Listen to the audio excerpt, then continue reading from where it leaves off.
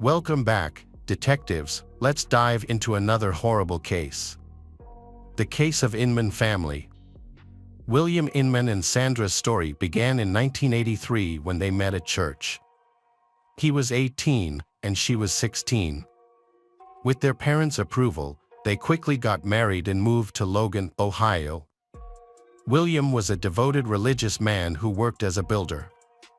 In his free time, he volunteered at the Evangelical Church of the Tabernacle of Faith near Nelson Villa, where he played musical instruments. Meanwhile, Sandra, as a housewife, supported her husband's spiritual activities. In 1984, the couple had their first child, a son named William Jr. To prevent any confusion, the church community referred to the father as Bill and the son as Will. Over the years, Will grew up. In 2001, at the age of 17, he met 15-year-old Summer Cook at a church service. Their meeting was strikingly similar to the love story of Bill and Sandra. The young couple dated for 3 years, and in 2004, after Summer turned 18, they got married. They quickly settled into Will's parents' large house in Logan. In the same year, 39-year-old Bill Inman declared himself a spiritual leader and turned his garage into a temporary church, where he started holding services.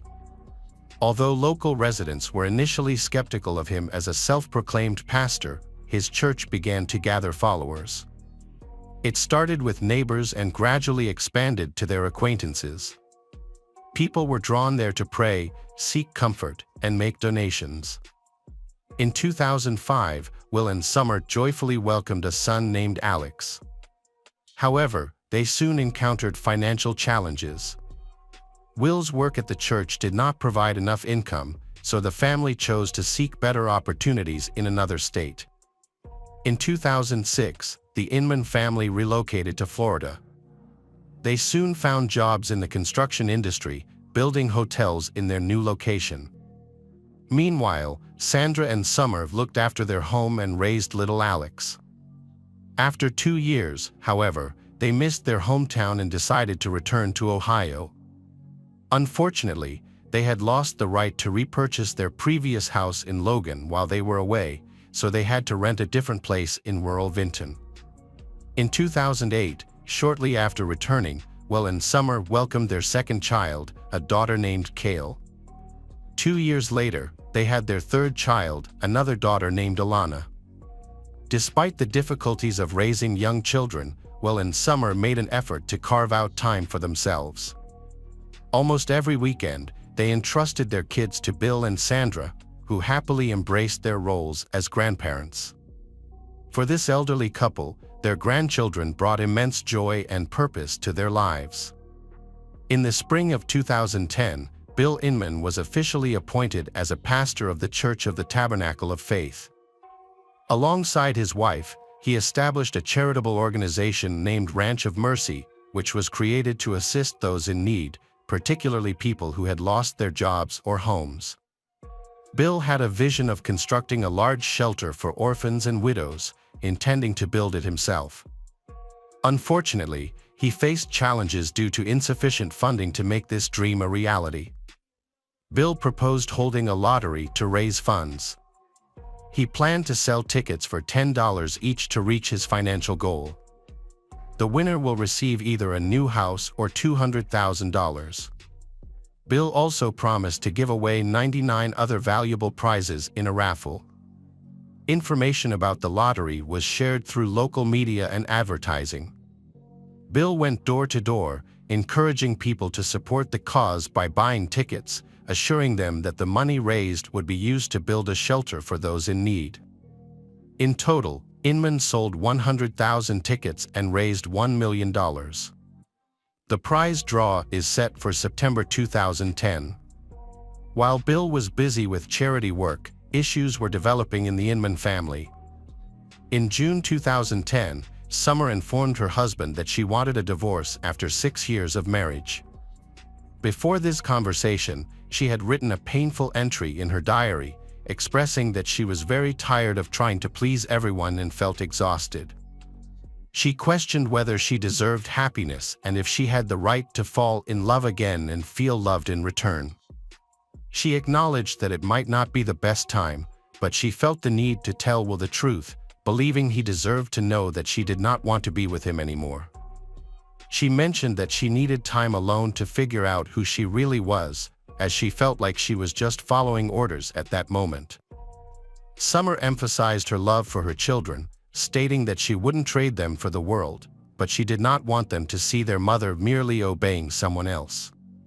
She expressed uncertainty about how Will would react, fearing that he might get angry, try to take the kids, or even threaten her. She believed they should share equal time with the children, but she knew his parents would oppose this and try to persuade her to stay, although she realized that wouldn't change anything.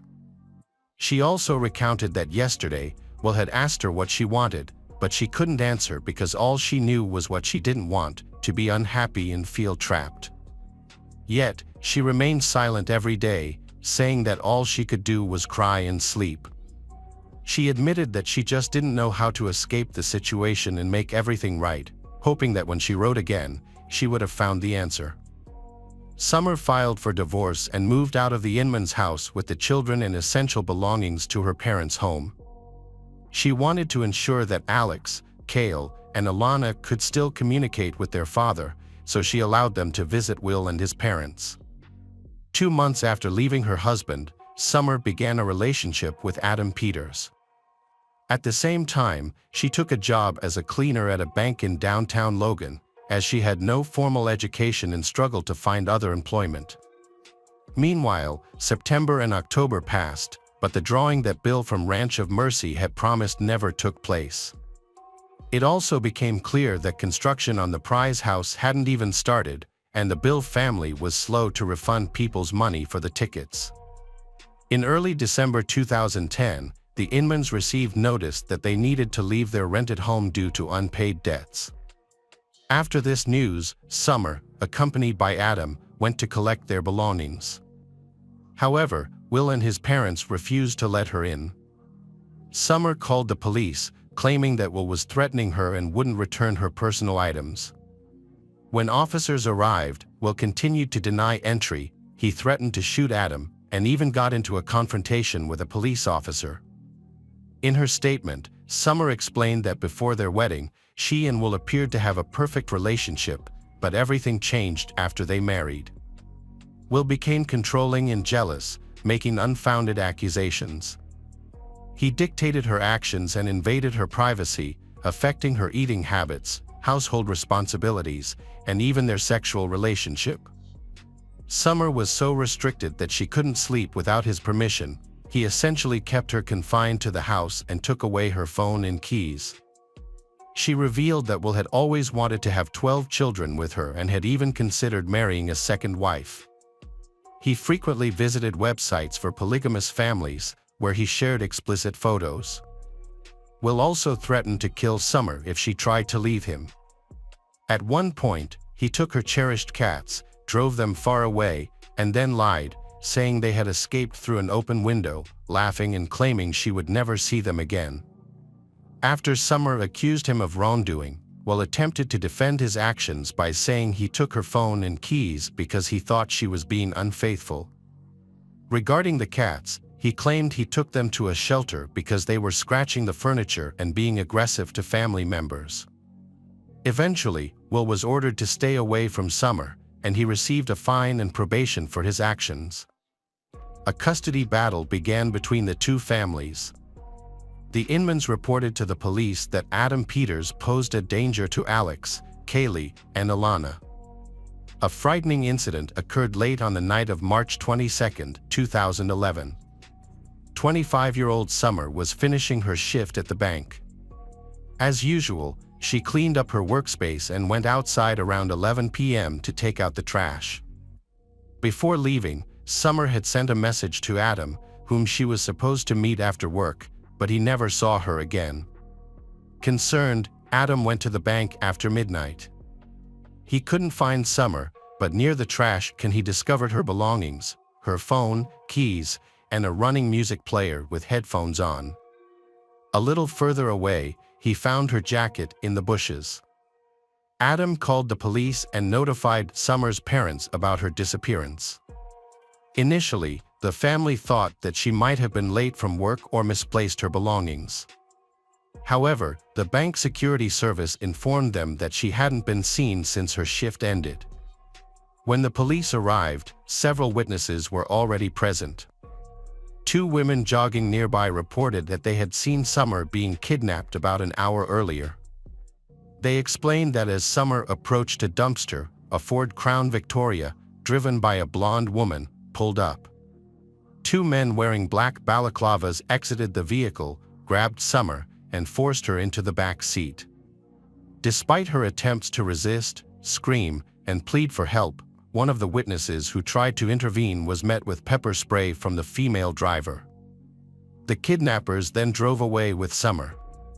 The two women rushed to the nearest police station to report the incident, but for some reason, law enforcement was skeptical and even suspicious of their account, suspecting they might have fabricated the story for amusement.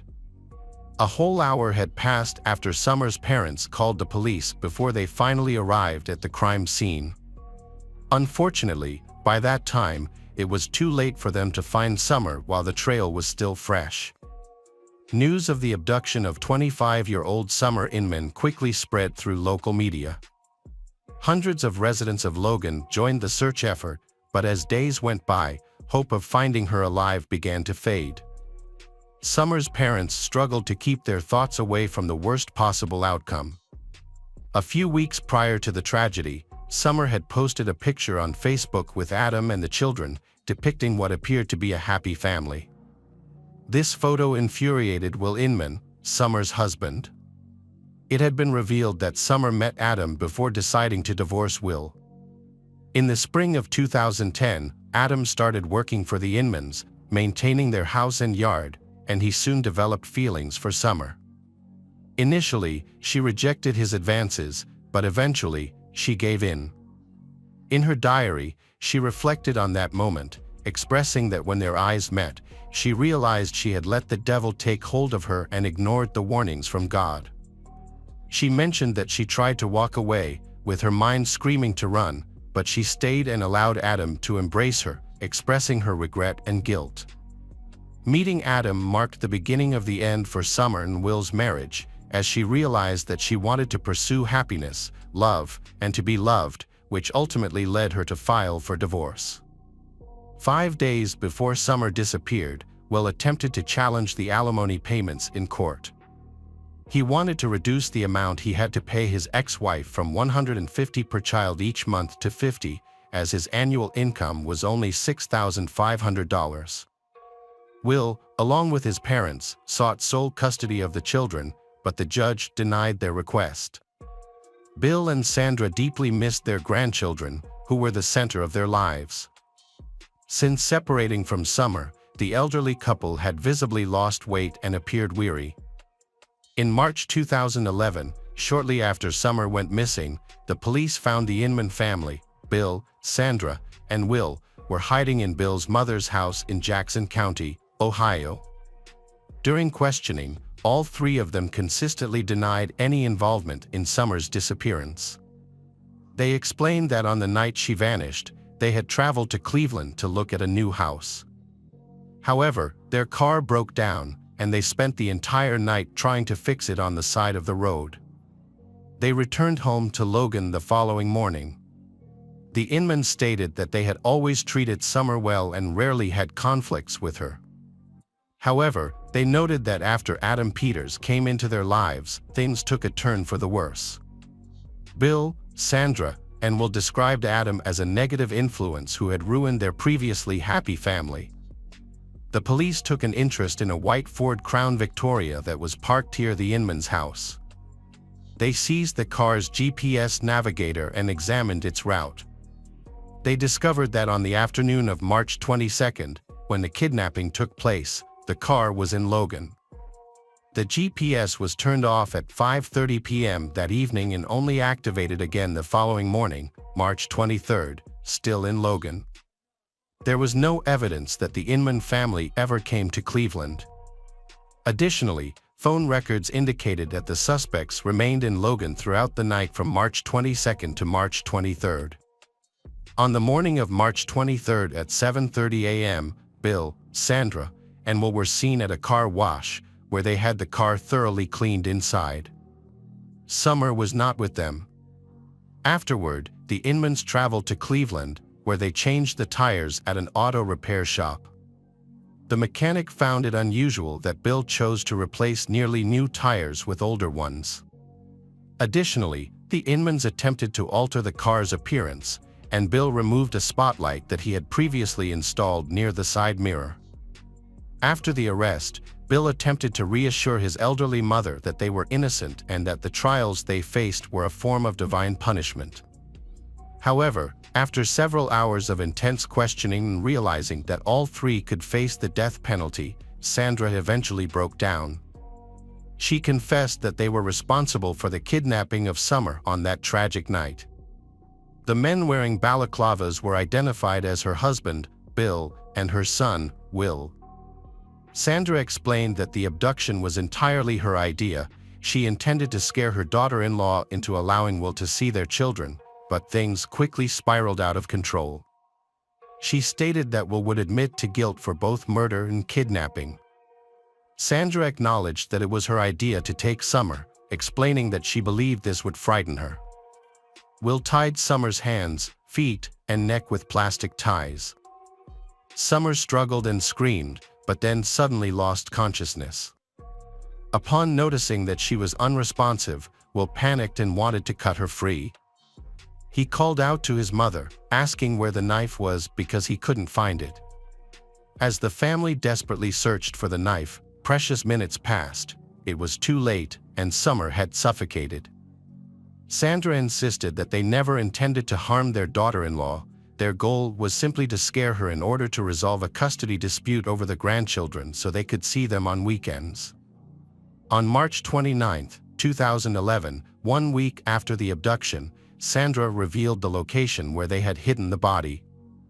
Summer was placed in an abandoned well on the property of the church that the Inman family attended, known as the Church of the Tabernacle of Faith, which is situated near Nelsonville, 30 kilometers from the bank where Summer worked.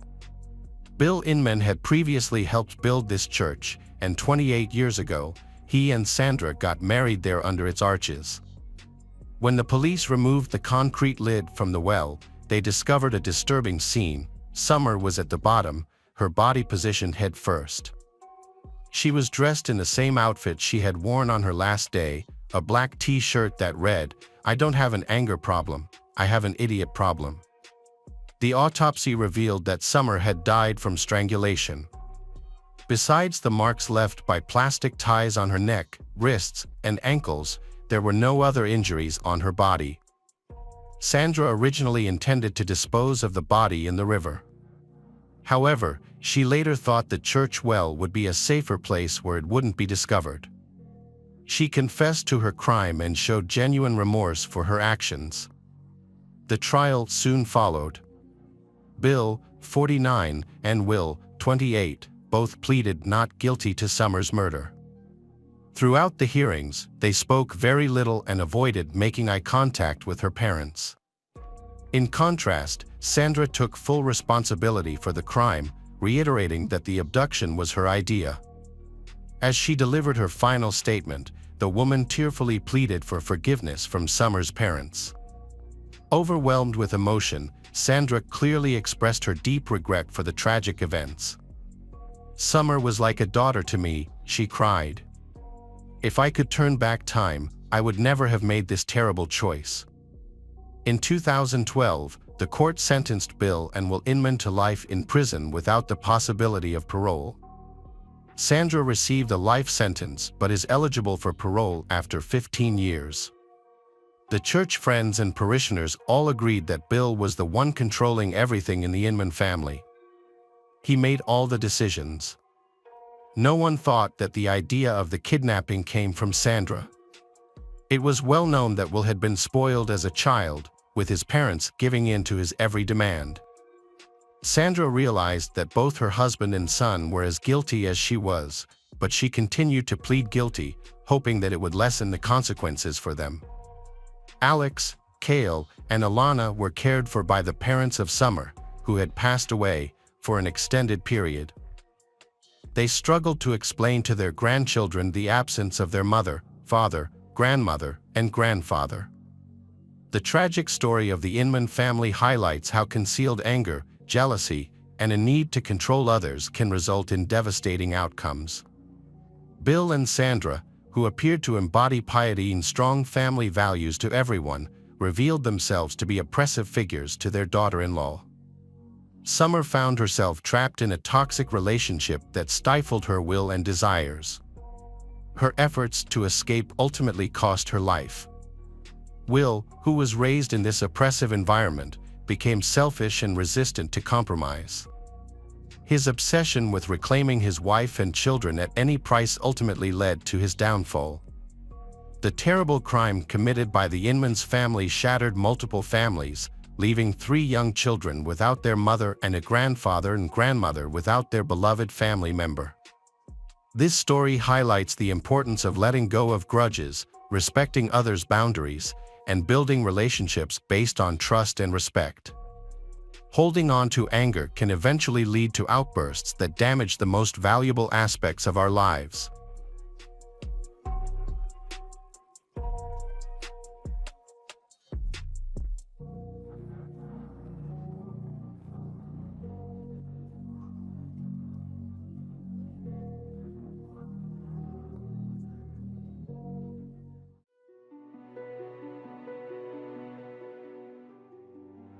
Welcome back, detectives. Let's dive into another horrible case. The case of the Winkler family. Matthew Bryan Winkler was born on November 21, 1974, in Henderson, Tennessee. He was the youngest of 3 sons, with 2 older brothers, James and Daniel. Matthew's parents, Dan and Diane Winkler, were deeply religious and they raised their sons very strictly. It is worth noting that Matthew became a 5th-generation church pastor. His father, Uncle Michael, grandfather Wendell, great-grandfather Merlin Winkler and great-grandfather Merlin Paul Winkler Sr. have all been pastors of the gospel. Matthew grew up in a respected family. His father was the head of the local preacher's school and was a well-known figure in their hometown. As a result, Matthew and his brother attended Sunday school and actively participated in church activities. Outside of church, Matthew excelled in high school soccer, with many believing he had the potential to become a world-class athlete. As the head of the family frequently traveled for his preaching activities, he was often accompanied by his wife and children. As a result, their children, including Matthew, attended multiple schools during childhood. Despite this, he was an outgoing and friendly child who easily made friends in each new place. When Matthew finished high school, his family was living in Austin, Texas. He was a charismatic person but didn't excel academically. Following graduation, Matthew attended Freed-Hardeman College and graduated successfully. During his time at college, Matthew began developing his pastoral skills under his father's guidance. He served as the youth minister at the Central Church of Christ in McMinnville. He was later appointed as the preacher at the Church of Christ located on 4th Street in Selmer, Tennessee. Mary Carroll was born in December 1973 in G Township, Tennessee. She was the elder of 2 sisters, raised by parents who were deeply devoted to their Christian faith. In fact, her father was a pastor at the local church, where Mary and her younger sister attended Sunday school. A few years after Mary was born, Mary's parents had a second daughter. She was born prematurely and had serious health issues, including cerebral palsy, epilepsy, and intellectual disabilities. This was very challenging for her parents to accept, so they looked for different treatments and even tried experimental therapy to help her. Unfortunately, none of these treatments led to improvements in her health. Mary loved her younger sister dearly and always tried to care for her with kindness and compassion. In 1987, tragedy struck when Mary's 10-year-old sister suffered an epileptic seizure while bathing. Mary had briefly left the room to retrieve something from the bathing accessories, and by the time Mary returned, her sister was no longer breathing. Despite efforts to revive her sister, but she passed away. For Mary, a 13-year-old girl, this was a big shock and the first loss in her life. She was shaken.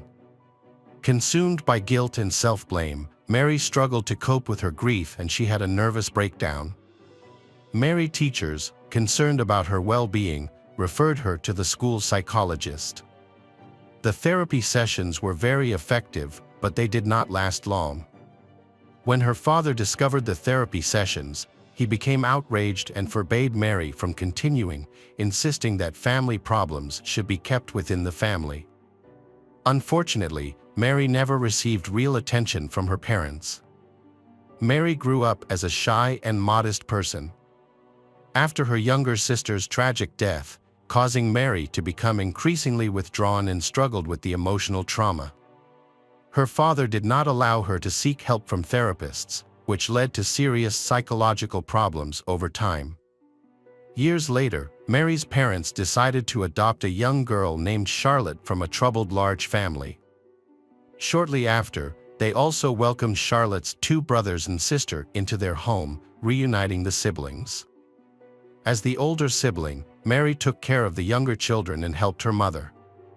Around the same time, Mary met Matthew, who had just graduated from high school. He was charming, handsome, and popular among girls. However, his strict religious upbringing prevented him from freely expressing his romantic feelings. Despite this, Mary and Matthew quickly hit it off, which soon blossomed into love.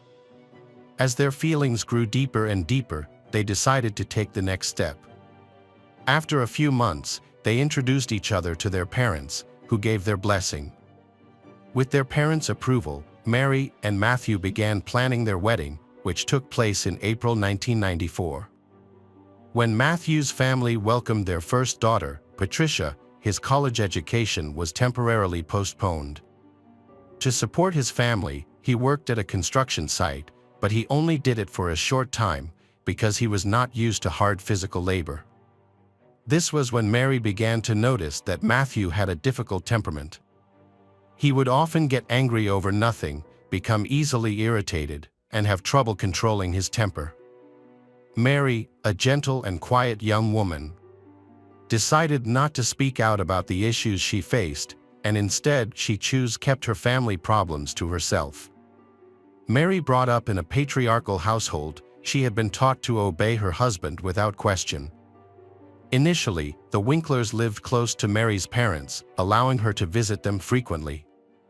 However, their lives took a turn for the worse when Mary's mother, Mrs. Freeman, was diagnosed with cancer. The disease progressed rapidly, and she passed away within a few months. This loss was another blow to Mary. Now she has the responsibility of taking care of her little siblings.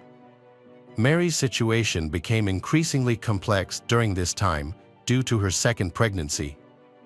Following the birth of their second daughter, the family relocated to a new city, where they purchased a small home. After the move, Mary became fully devoted to caring for her baby, which led to her nearly ceasing communication with her father and younger siblings. Their constant need for attention overwhelmed her, which further strained their relationships. Additionally, Mary's struggling with severe postpartum depression. Those close to the Winkler family noticed changes in Mary's behavior and personality that seemed unusual and concerning. As an introverted person with sociophobic tendencies, she found it challenging to connect with others and form friendships. She gets upset easily, and any little thing can bring her to tears. During this period, as Matthew's career as a pastor progressed, Mary grew increasingly withdrawn. The situation further deteriorated when she became pregnant for the third time, and a few months later, discovered that the fetus had not survived, adding to her emotional pain. This news was devastating for Mary, who had been eagerly anticipating the arrival of this child. Several months earlier, Mary had been overjoyed when she finally became pregnant after a 2-year wait, signaled by the 2 long-awaited lines on her pregnancy test. However, Mary's happiness was tempered by fear, and she chose to keep her pregnancy a secret for a long time. Eventually, as her condition became more noticeable, people around her began speculating about her unusual behavior and private life. Those who knew Mary closely believed that her unusual behavior was due to the severe trauma she experienced in her childhood, which had taken a toll on her emotional well-being. Behind closed doors, Matthew and Mary's seemingly perfect marriage was far from ideal. Matthew would often shout and snap at his wife, Mary, for no apparent reason, much to the concern of their neighbors. Despite her efforts to maintain a facade of a happy marriage, the truth began to unravel when Mary appeared with a huge black eye. Although she claimed it was an accident, rumors quickly spread about the pastor's violent behavior towards his wife. The tension in their relationship worsened when Matthew had a growing desire to try new things in the bedroom, and he suggested to his wife that they experiment with role-playing, adult toys, and other activities. However, these ideas were met with strong disapproval from Mary. She had been raised in a conservative and strict family, found these ideas to be completely unacceptable. As a result, she firmly told Matthew that she would not engage in such activities. This led to Matthew becoming angry and frustrated, and he repeatedly attempted to force Mary to give in to his desires. The situation became increasingly unbearable for Mary, who suffered abuse from her husband in the bedroom. She eventually confided in her closest friend, tearfully sharing her struggles and asking for kept confidential. Unfortunately, her friend knew the promise and instead shared the information with others. The incident led to widespread rumors about the pastor's behavior, Matthew, damaging his reputation within the community. At that time, Matthew is being promoted and desires to become a local church leader. Nevertheless, his aspirations were dashed due to the swift spread of unflattering rumors about him. Matthew suffered further consequences, was dismissed from Sunday school, where he had previously been in good standing and had successfully taught God's word to the children. The decision this him was prompted by complaints from parents who had also heard about the pastor's strange hobbies. Matthew. As a result, the family Matthew had to move house there and relocate to a different city in search of a fresh start. They eventually settled in Selmer, where soon gained the affection and respect of the people around them. Matthew resumed his role as a church pastor, while his wife, Mary, took on a part-time job to help supplement the family's income. Although their family is not yet peaceful, Mary and Matthew presented themselves as an ideal couple, making their family seem like a model to their neighbors and church congregation. They had become close friends with a young married couple who lived next door, often visiting and sharing holidays, news, and secrets. A few months before the tragedy happened, during a dinner at their house, Mary proudly told their friends that Matthew had bought her a gun for self-defense. He had already taken her to the shooting range several times to teach her how to use it. Mary turned out to be a quick learner, mastering the skills and accurately hitting her targets. It was discovered that the Winkler already had firearms in their home. These guns had been previously purchased by Matthew for self-defense. The guests found it puzzling that he and Mary needed so many firearms, given that they lived in a peaceful town where they had no known enemies and were well respected by their everyone. Mary and Matthew faced financial difficulties after moving to a new house. Mary began looking for part-time work and also pursued a medical degree in order to secure a job at a clinic and care for sick children. Mary then decided to commit financial fraud in an attempt to improve her family's financial situation. She claimed she didn't realize her actions were illegal and intended to repay the money once her finances improved. Specifically, she inflated her bank accounts by adding false funds. Mary received checks from unknown sources, totaling almost $177,000, and deposited them into a joint account with her husband. Her substantial deposits caught the attention of bank employees, and they invited Mary and Matthew to the bank branch to discuss and clarify the transactions. Mary and Matthew failed to appear at the bank, which heightened the suspicions. It was initially assumed that Matthew was unaware of his wife's actions. On March 22, 2006, the quiet town of Selmer, Tennessee, was shaken by a shocking crime. The body of 31-year-old pastor Matthew Winkler was found in his home, a victim of murder. The news became even more alarming as it was discovered that Matthew's wife, Mary, and their 3 young daughters, 8-year-old Patricia, 6-year-old Maria Eliza, and 1-year-old Brianna, had mysteriously disappeared. Matthew's absence from the evening church service at Christ Cathedral was very unusual. As a responsible person, he usually informed others if there were any changes to his plans, so his failure to attend was suspicious. The situation became more alarming when numerous phone calls to his family's home went unanswered. The neighbors decided to go to Matthew's house to find out what had happened and if they needed any help.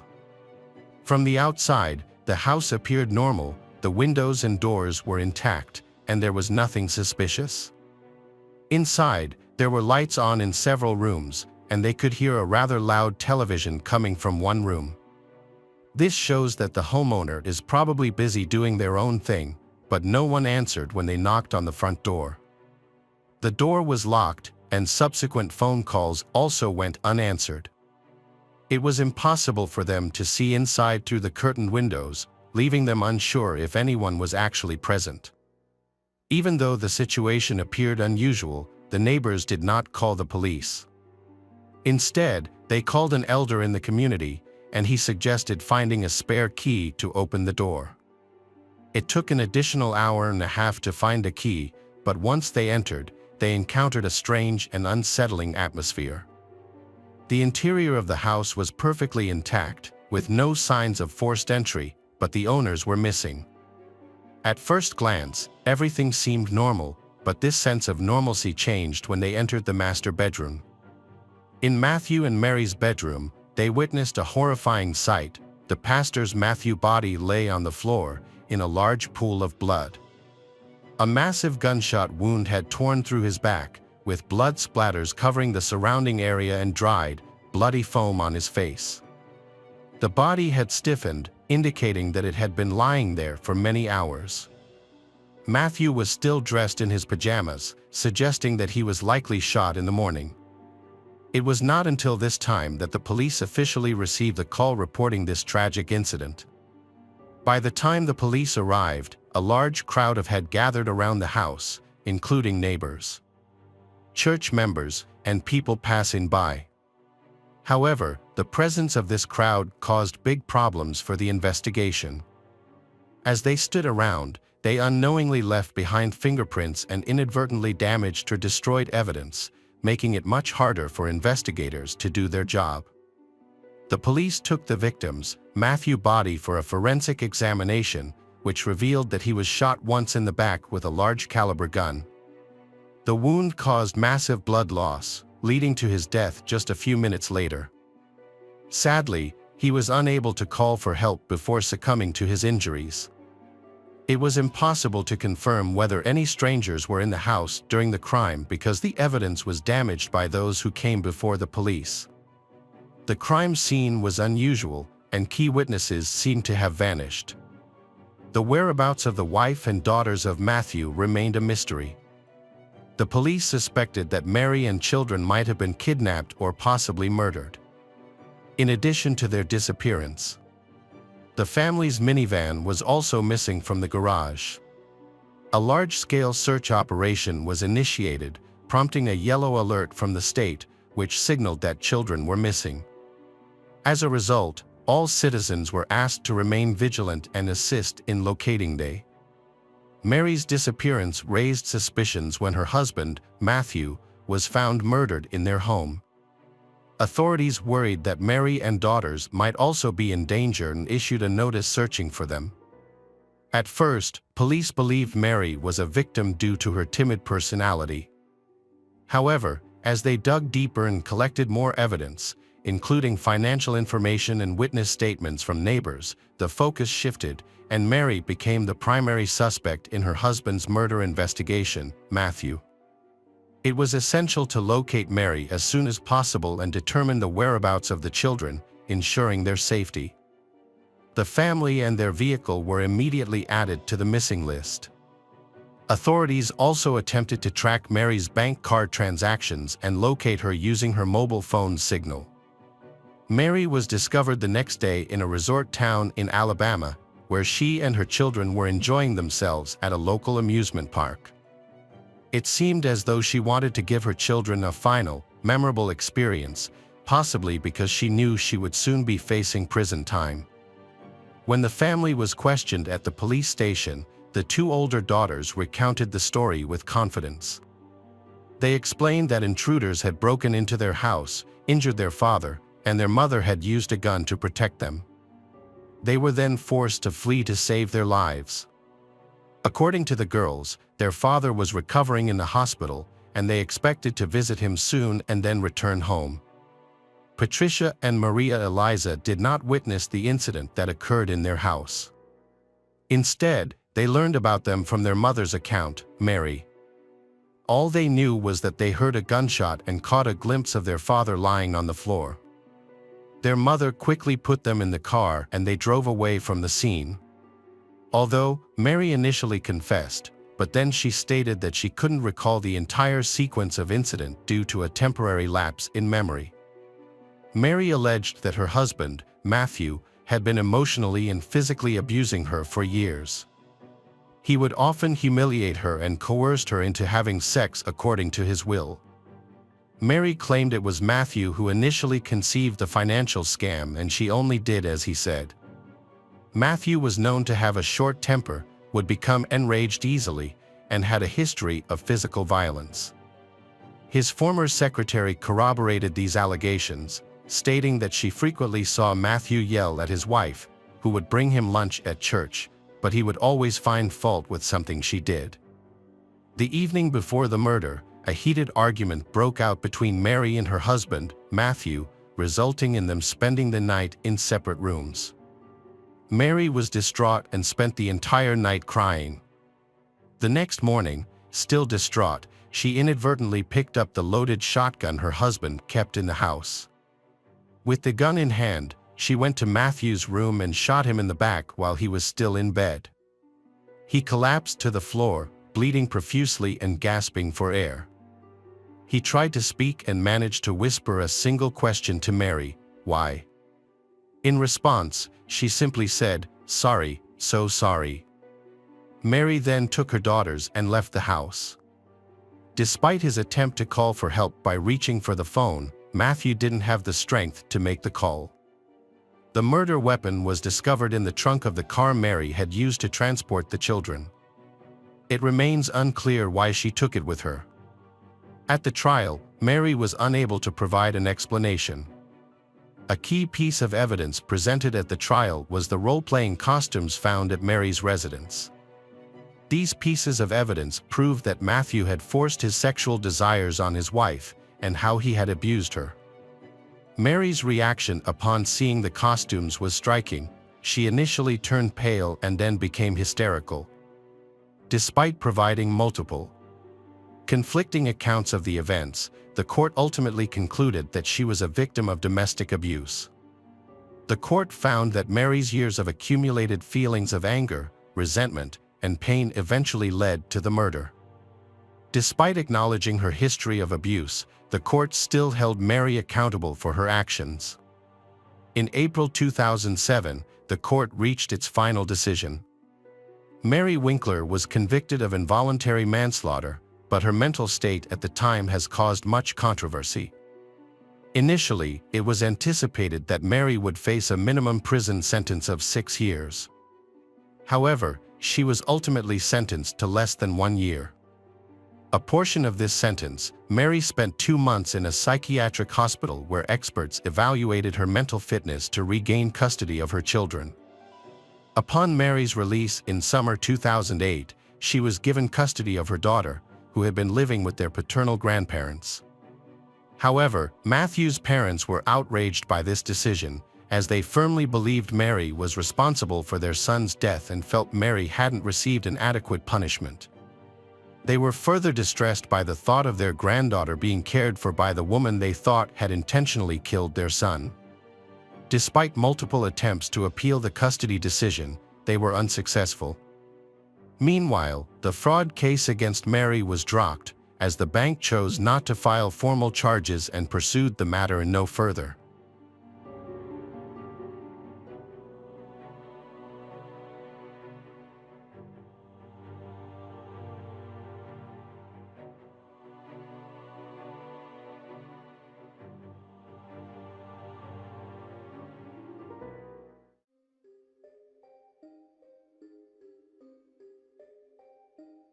Hey detectives! Welcome back. We've got another mysterious case to explore. The case of Lisa Harnum. Lisa Harnum was born on June 12, 1981, in the Toronto suburbs of Canada. She was the second child in her family, raised by her single mother, Joanna, along with her older brother, Jason. The two siblings were extremely close, but their father's departure when they were very young left them with no memories of him. Growing up, Lisa was a lively and driven young girl with a strong passion for sports. She spent much of her childhood actively in various activities with her brother, including martial arts and team sports like soccer and volleyball. However, her true love was ballet. She spent hours each day at the dance studio, practicing rigorously. As she was naturally tall and slender from a young age, she initially seemed suited for ballet. Nevertheless, her professional ballet training required an extremely strict diet, which ultimately took a toll on her growing body. Lisa struggled with anorexia, an eating disorder, during her teenage years. She initially kept her condition a secret, believing she could handle the problem on her own. However, as her weight dropped to a critically low level, her mother intervened and admitted her to a clinic for treatment. Lisa spent several months in rehabilitation, focusing on regaining her health and weight. After completing her high school education, Lisa pursued her passion for dance and decided to explore a career in the beauty industry.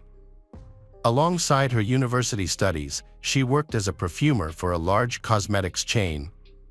In her free time, she honed her makeup and hairdressing skills. In 2005, after celebrating his 24th birthday, Lisa felt an overwhelming desire for change. She wanted to leave Canada and move to Australia. Two primary reasons drove this decision. She craved a warmer climate and was eager to explore the world. To make the move possible, Lisa obtained a one-year work visa and traveled to Australia. Her mother accompanied her initially, staying for the first few months to ensure Lisa settled into her new surroundings. Once satisfied that her daughter was capable of taking care of herself, her mother returned to Toronto. Lisa made the decision to stay in Sydney permanently after her initial visa expired. To achieve this, she first extended her stay for another year. During this time, she gathered the necessary documents to apply for Australian citizenship. Outside of work, Lisa faces her own personal problems. Due to not having a father figure in her childhood, she often found herself attracted to older men. She often seeks concern from more mature men.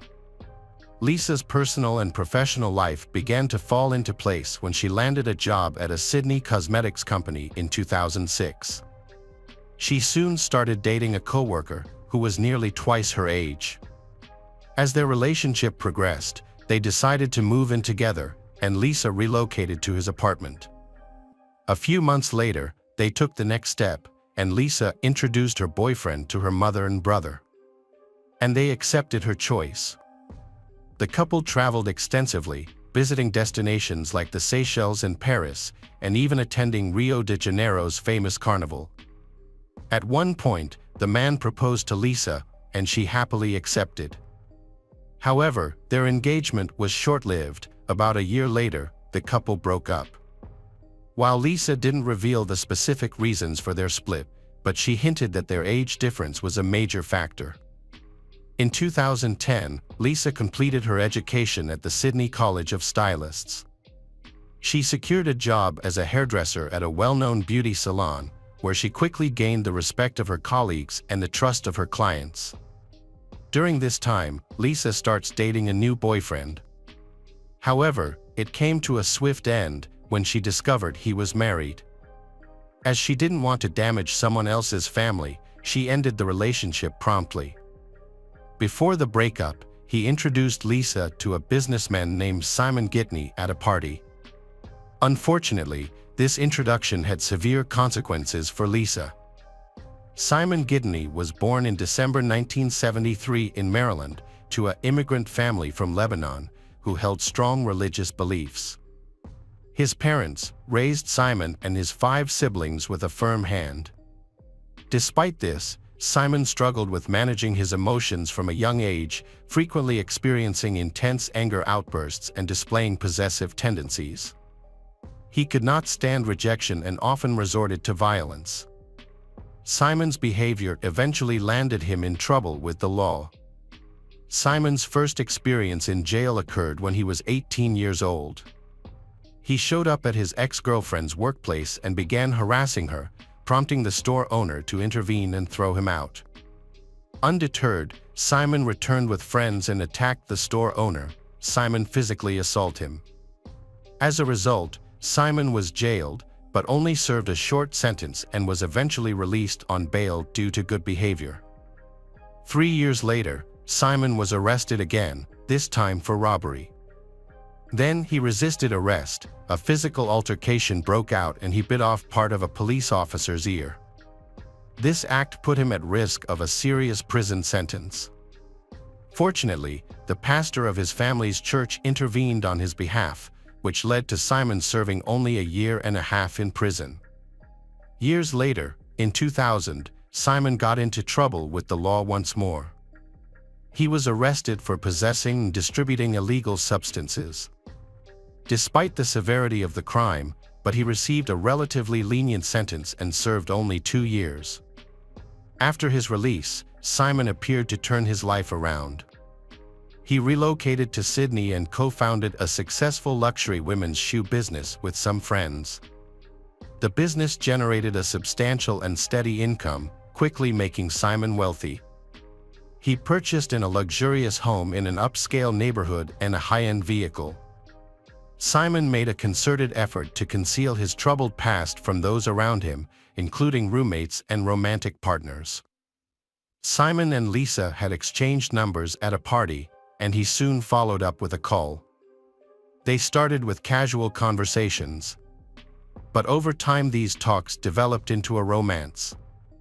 In January 2010, Lisa confided in Simon about her dissatisfaction with her current living situation.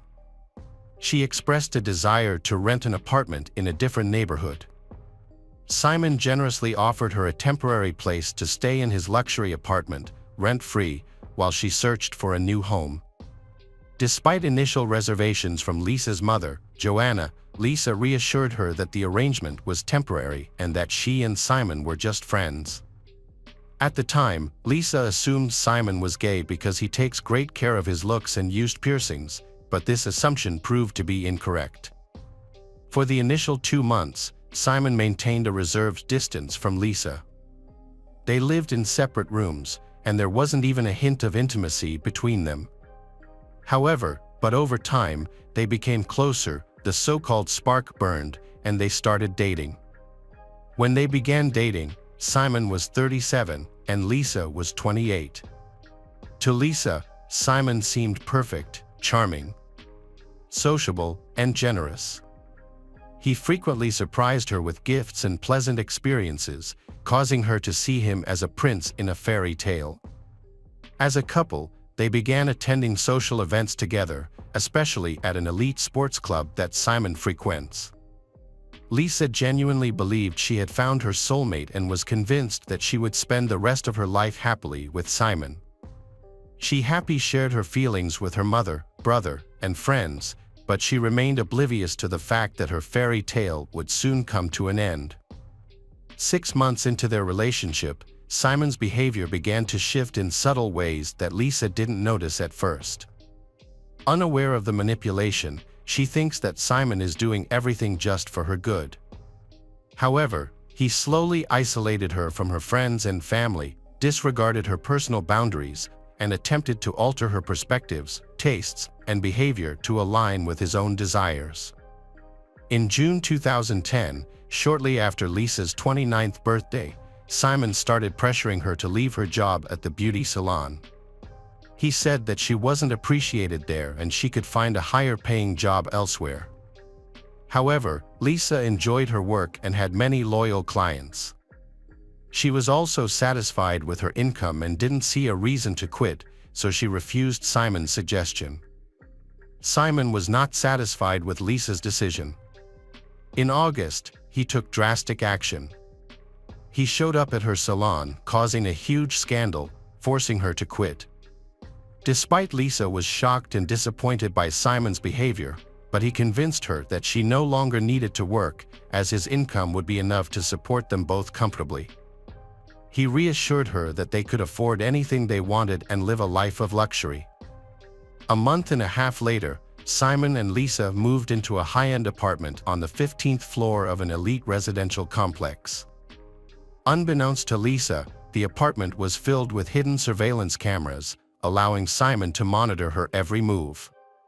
He further tightened his grip on her by giving her a smartphone and laptop that he had pre-installed with spyware. The spyware enabled Simon to track Lisa's messages, emails, calls, and movements.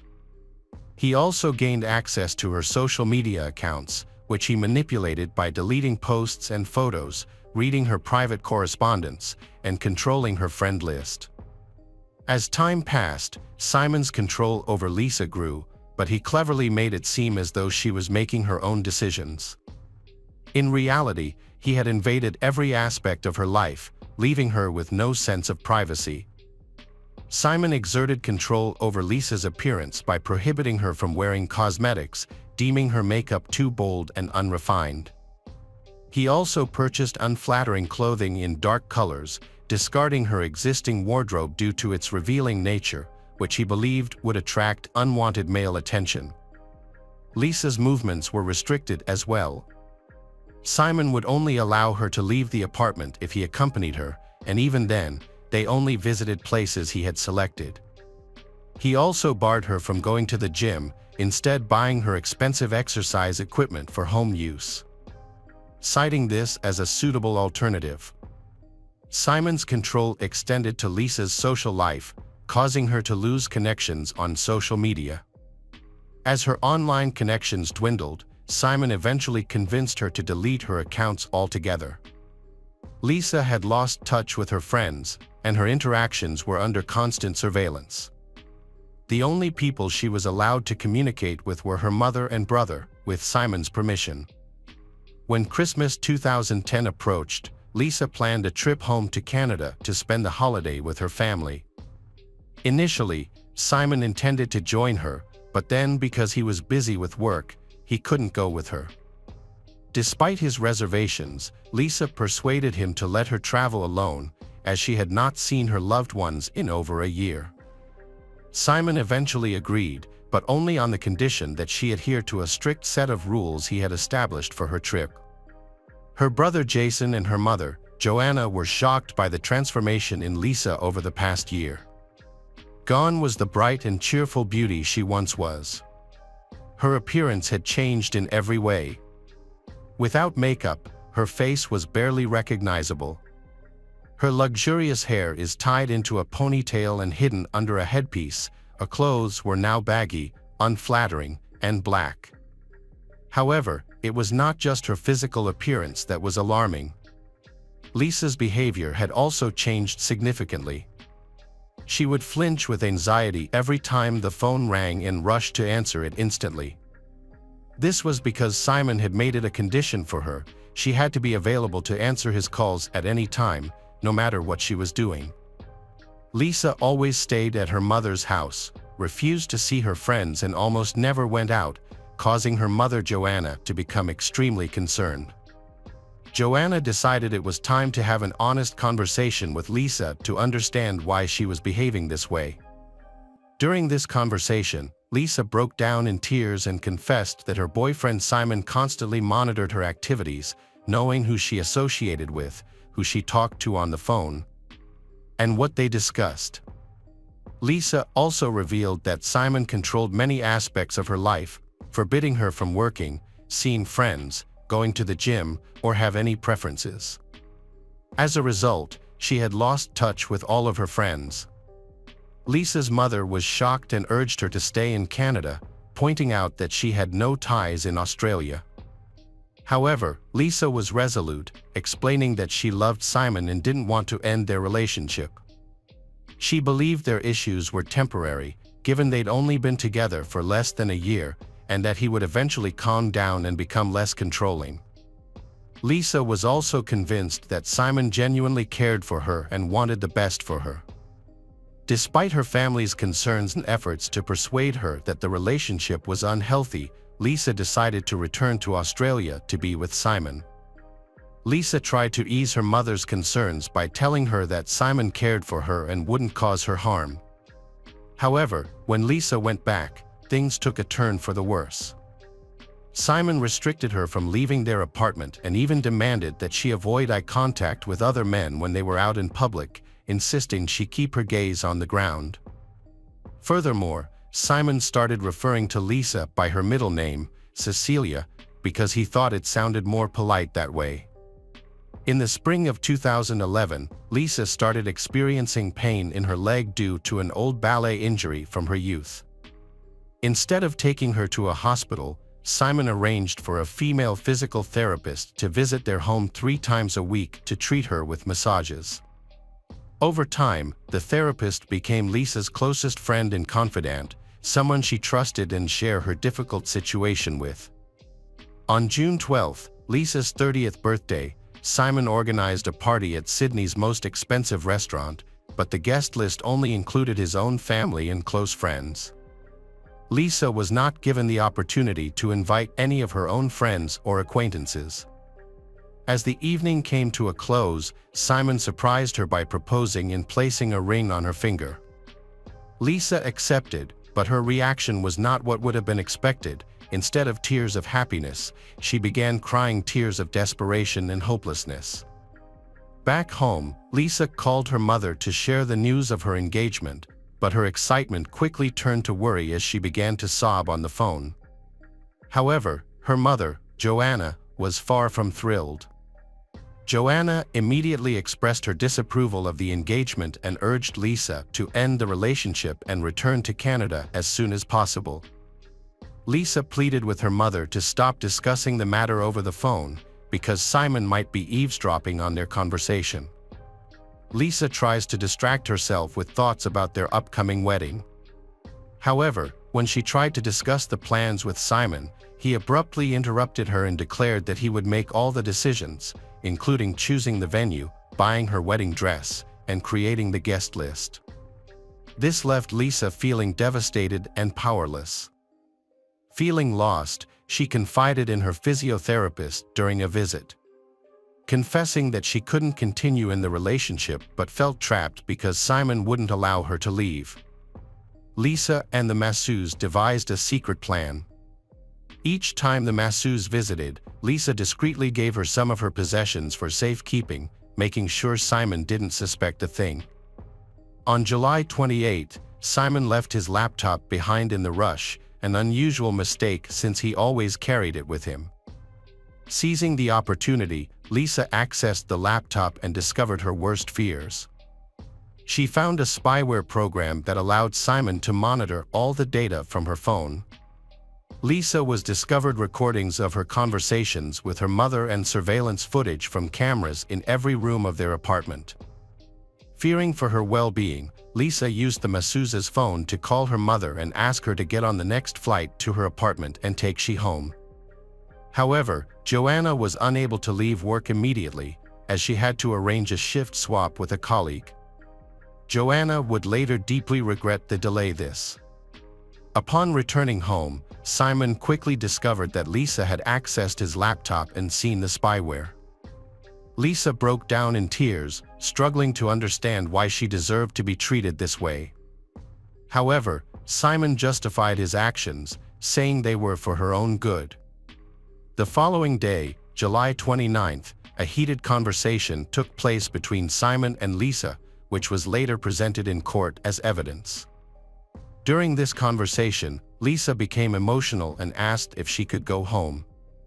In contrast, Simon remained calm and spoke with confidence, assuring her that returning home was not an option. He then told Lisa to calm down and suggested that she had mental issues. On the morning of July 30th, 2011, Lisa woke up early, dressed neatly, and put papers and necessary items in her purse. Before leaving, she locked herself in the bathroom to make a disturbing phone call to her mother. During the call, Lisa said her mother that if anything were to happen to her, her fiancé, Simon, would be responsible. Lisa's intention was to exit the apartment without waking Simon, but she was unsuccessful. The incidents that followed are unclear, and the incident details remain a mystery. However, neighbors reported hearing a scream in the hallway, which stopped abruptly before they could react. Just 1 minute later, a young woman, later confirmed to be Lisa, fell from the balcony of the 15th floor in her fatal crash to the ground below. She landed on the ground, where she died instantly from her severe injuries. Several people on the street saw this happen, but it occurred so quickly that they didn't have time to fully understand the situation. However, one eyewitness, a man who was walking his dog nearby, provided more details. He said that he heard a noise and looked up to see a man holding something large. This man then dropped the object, which turned out to be Lisa. 3 minutes later, Simon, dressed in his pajamas, ran into the street, overcome with tears. He expressed despair about his future, insisting he had been too late to stop Lisa. Initially, the situation seemed like an accident, but Simon swiftly contradicted this assumption, announced that Lisa had ended her own life. Further investigation revealed a cryptic note in Simon's pocket and a disturbing video recording further complicated the situation. After the body Lisa was brought to the morgue and examined, some clues have been found. Upon searching the pockets, investigators found fragments of a torn note containing the message, "There are cameras everywhere in the apartment." It's likely that Lisa had broken the note into small pieces and scattered them across different pockets to prevent Simon from finding them. Further investigation revealed that the apartment indeed had multiple cameras, but the hard drive containing the footage was missing. However, Simon maintained that there were no video recordings at all. A surveillance camera in the apartment's hallway recorded a disturbing scene. Approximately 1 minute before Lisa's fatal fall, the footage shows her desperately running out of the apartment and calling for help. However, Simon quickly grabs her from behind, covers her mouth, and forcibly drags her back inside. This incident is believed to be connected to the scream heard by the neighbors. Investigators also discovered evidence on Simon's laptop, including a recorded conversation he and Lisa had the night before her death, as well as spyware software he used to secretly monitor her activities. Simon stated that he and Lisa had a disagreement that morning, resulting in her becoming hysterical. She initially fled to the hallway, screaming, but he calmed her down by bringing her back inside, fearing a scene in front of the neighbors. Moments later, as Simon was about to call Lisa's mother on the phone, Lisa went out to the balcony and fell. Simon claimed that Lisa once mentioned ending her own life, but he had not taken her threat seriously. He explained that his decision to install spyware was largely driven by his genuine concern for Lisa's well-being and safety. During the trial, Simon was accompanied by his new girlfriend, Rachel Louise, 22 years old, a model who bore a striking resemblance to Lisa. However, it was later suggested that Rachel simply wanted to make a name for herself through this case, so she was willing to talk to the press and appear on television, claiming Simon would never harm a woman. Meanwhile, Simon's lawyers presented a defense that suggested Lisa had a history of mental health struggles, including anxiety and anorexia, for which she had received treatment at a clinic. They imply that these things were the cause of her death. The defense argued that Simon was of short stature, so he could not have lifted Lisa himself, because she was taller than him, thus he would not have been able to throw her off the balcony. However, a trainer from Simon's gym disputed this claim, stating that Simon lifts heavy weights, so he is much stronger than he looks and can easily lift Lisa. This assertion was supported by the absence of Lisa's fingerprints on the railing and glass barrier, suggesting she could not have jumped on her own as she would have needed to lean on them.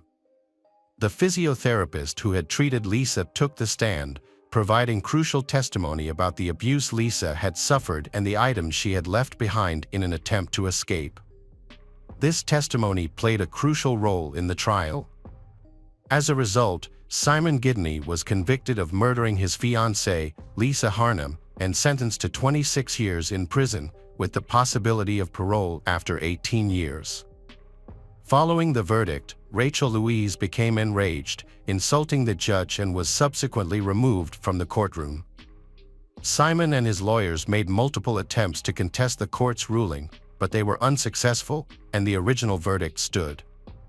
Following the verdict, Rachel broke up with Simon. She said in an interview that they found it difficult to maintain a relationship because he was in prison, although she continues to believe in Simon's innocence.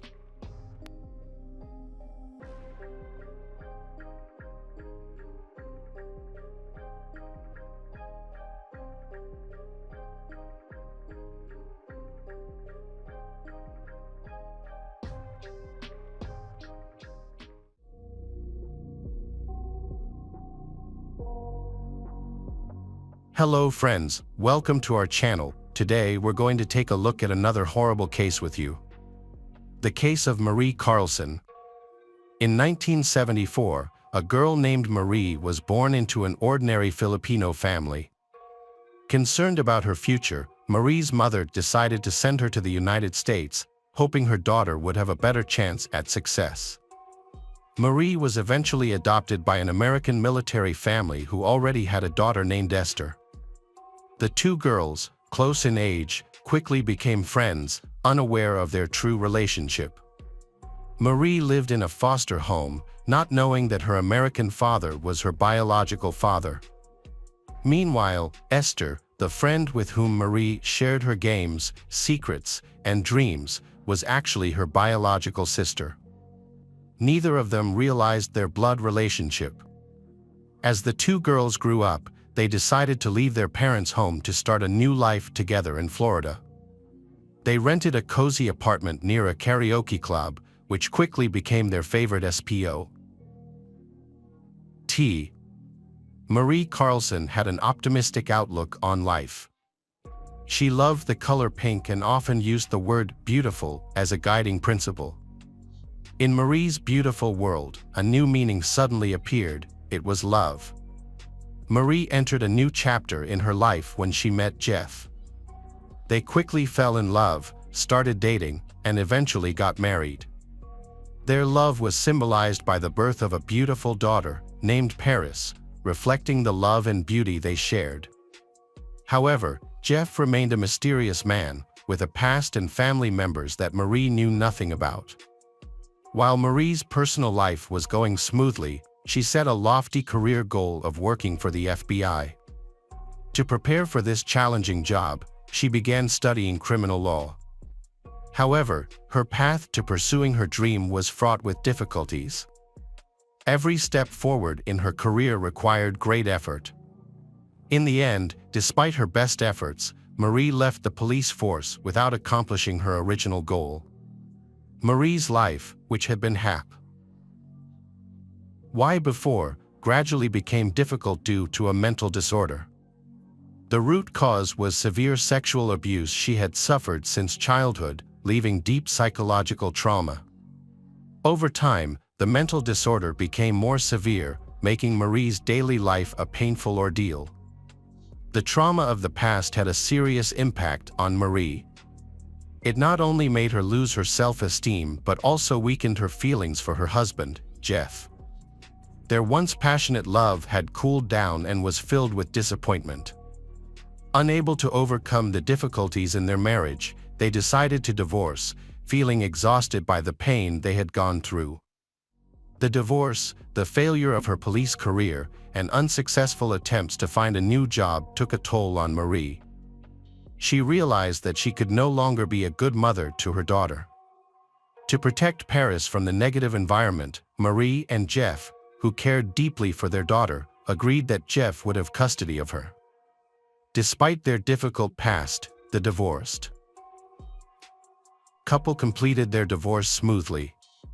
Despite the lengthy legal process, both of them tried their best for their little daughter, Paris. The divorce did not cause a rift between Jeff and Marie. They remained friends, and Jeff was always there to support Marie when needed. Marie also tried to see her daughter as often as possible and never missed her birthday. Marie was searching for meaning in life. Despite the hardships she went through, she did not give up. One day, she realized that she needed faith. Marie began attending the Emerald Coast Church founded by James Flanders. From the very first words of his simple and sincere sermon, she felt welcomed and loved. Marie began her new journey in Redemption, a town in Fort Walton Beach, Florida. James and James's colleague, Tanya Flanders, were two kind people who spread warmth to everyone around them with their kindness. They built a church called the Shrine of Mercy, where people could seek help and support. One day, they helped Marie, who was having a hard time in life. For Marie, the church was not only a place of prayer but also became her real home. This place was filled with love, and people were always willing to help each other. Marie found a new family, surrounded by warm affection. She felt free like a bird that had just escaped from a cage. As the days passed, Marie gradually regained her joy in life. Her heart was filled with happiness, and a smile was always on her lips. Marie's eyes shone with new hope, reflecting not only the gentle Florida sunshine. Her health and weight improved, and her soul was filled with happiness. The church was not only a place of worship but also a caring community. Here, Marie found a second family full of love, light, and faith. On the outside, the church looked simple and humble, blending in with other urban structures. Inside, the space was cozy with simple pews. Here, time seemed to stand still, and people were united by their common faith. But, one day, Marie was pregnant. A secret she kept hidden under her loose-fitting dress. She felt ashamed and afraid, sharing it only with a few of her closest friends. In June 2021, at the age of 37, Marie gave birth to her second daughter, Grace. The news quickly spread throughout the small town. The truth about the child's father turned out to be heartbreaking. It was a man Marie had dated for a short time. He had abused her physically and mentally. When he learned that Marie was pregnant, he left without saying goodbye. After experiencing the deep trauma of abandonment, Marie found comfort and new hope in the church. There, she always received strong support. The Flanders family became loyal protectors, surrounding Marie and her young daughter Grace with care and love. They became the real family Marie had always dreamed of. She realized that she was no longer alone. After 3 months since Marie had given birth to her daughter. This should have been a time filled with joy and happiness, but Marie made a shocking decision. She posted a surprise announcement on social media. She was leaving. Not just leaving, Marie decided to cut all ties, leaving behind the city, family, and friends. Marie kept her plans a secret, not wanting anyone to doubt or interfere. She only casually mentioned her dream and expressed her feelings to her family, as if saying goodbye forever. No one knew where she was going or what she was doing. She suddenly disappeared without a trace, leaving her family extremely worried and desperate. They did not know what to do to find her. Marie's mysterious disappearance only added to their anxiety. Jeff, Marie's ex-husband, was worried when his ex-wife went missing. He decided to call the police to look for her. As each day passed, the fear of Marie's fate increased. While everyone was still talking about Marie's disappearance from Fort Walton Beach, a terrifying truth was revealed. She had left without taking her 3-month-old daughter. Marie's sister Esther immediately became suspicious. "It's not like her at all," she said, her voice shaking. She was always protective of her child. Everyone who knew Marie was shocked. She was a model mother, always tenderly caring for 7-year-old Paris. Marie's ex-husband, Jeff, was also surprised to learn that she had stopped caring to Paris. The police could not ignore the incident. When they examined Marie's recent messages, they discovered something unusual. Her writing style was very different from her previous ones. This made them suspect that Marie might have been coerced or that someone was impersonating her. An investigation was launched. Suspicions arose about the ex-boyfriend of her, due to Marie's relationship with this man seemed to be bad. Marie's disappearance remains a mystery. Even Marie's sister Esther has been unable to confirm or deny theories about the case. Police are investigating many complex aspects, including Marie's disappearance, strange text messages, and questions about ex-boyfriend of her. In INT reviews with the police, Tanya and James Flanders provided additional information. They said Marie had gone missing before, often leaving for periods of time and returning without explanation. The family also revealed that Marie suffered from bipolar disorder, which may have caused her sudden mood swings. A few weeks before her disappearance, Marie had fallen into a state of depression. She had started taking medication but had to stop because she was pregnant. Feeling unwell, Marie asked the Flanders to look after her daughter. After lunch, Marie went to rest, while Tanya and Grace went shopping. James came to look after Marie, but when he came, Marie and her car were nowhere to be found. The Flanders immediately began searching. They searched the streets and checked the parking lots of every building. James suddenly had the idea to check the airport. To his surprise, they found Marie's car there. James drove home with the spare key. The investigators immediately checked the car, but FOUND no traces or suspicious evidence. In search of new information, they decided to go to the airport where Marie had left. Their plan was to review the security camera footage in the parking lot. The airport was responsible for storing this information. If they were lucky, they might find Marie's plane ticket, which might have her fingerprints on it. Although they found Marie's ticket, it was of no help to the investigation because there were no important traces on it. Marie's search efforts at the airport did not yield the expected results. A search of her car also turned up no clues, and the parking ticket had no fingerprints. Additionally, the security cameras in the parking lot were not working on the day Marie went missing, making the situation even more difficult. The police are focusing on the mysterious man who is the ex-boyfriend of Marie. Investigators returned to the church in the hope of finding clues about the father's identity and role in this complicated case. The church is abuzz with speculation about where Marie sought solace in the past. Parishioners have revealed Marie's dealing with her grief. She was struggling with depression and considering abortion. However, the Flanders were against the decision. They asked Marie to keep the baby and promised to help her. The Flanders' eldest child was grown, but they were desperate for another child. Even though they were in their 40s, they were still eager for the chance to become parents again. Once again, a parishioner declared Grace a gift from heaven and was a reward for the Flanders' kindness in helping Marie. Then, Jeff, Marie's ex-husband, appeared. Although he was not the baby's father, he held an important clue. Jeff revealed that he had noticed Marie was pregnant. When asked about the baby's father, Marie lied and said she was a surrogate mother for the Flanders. So who really was Grace's father? As the investigation deepened, investigators interviewed Tanya's close friends, who were also members of the church, to learn more about the case.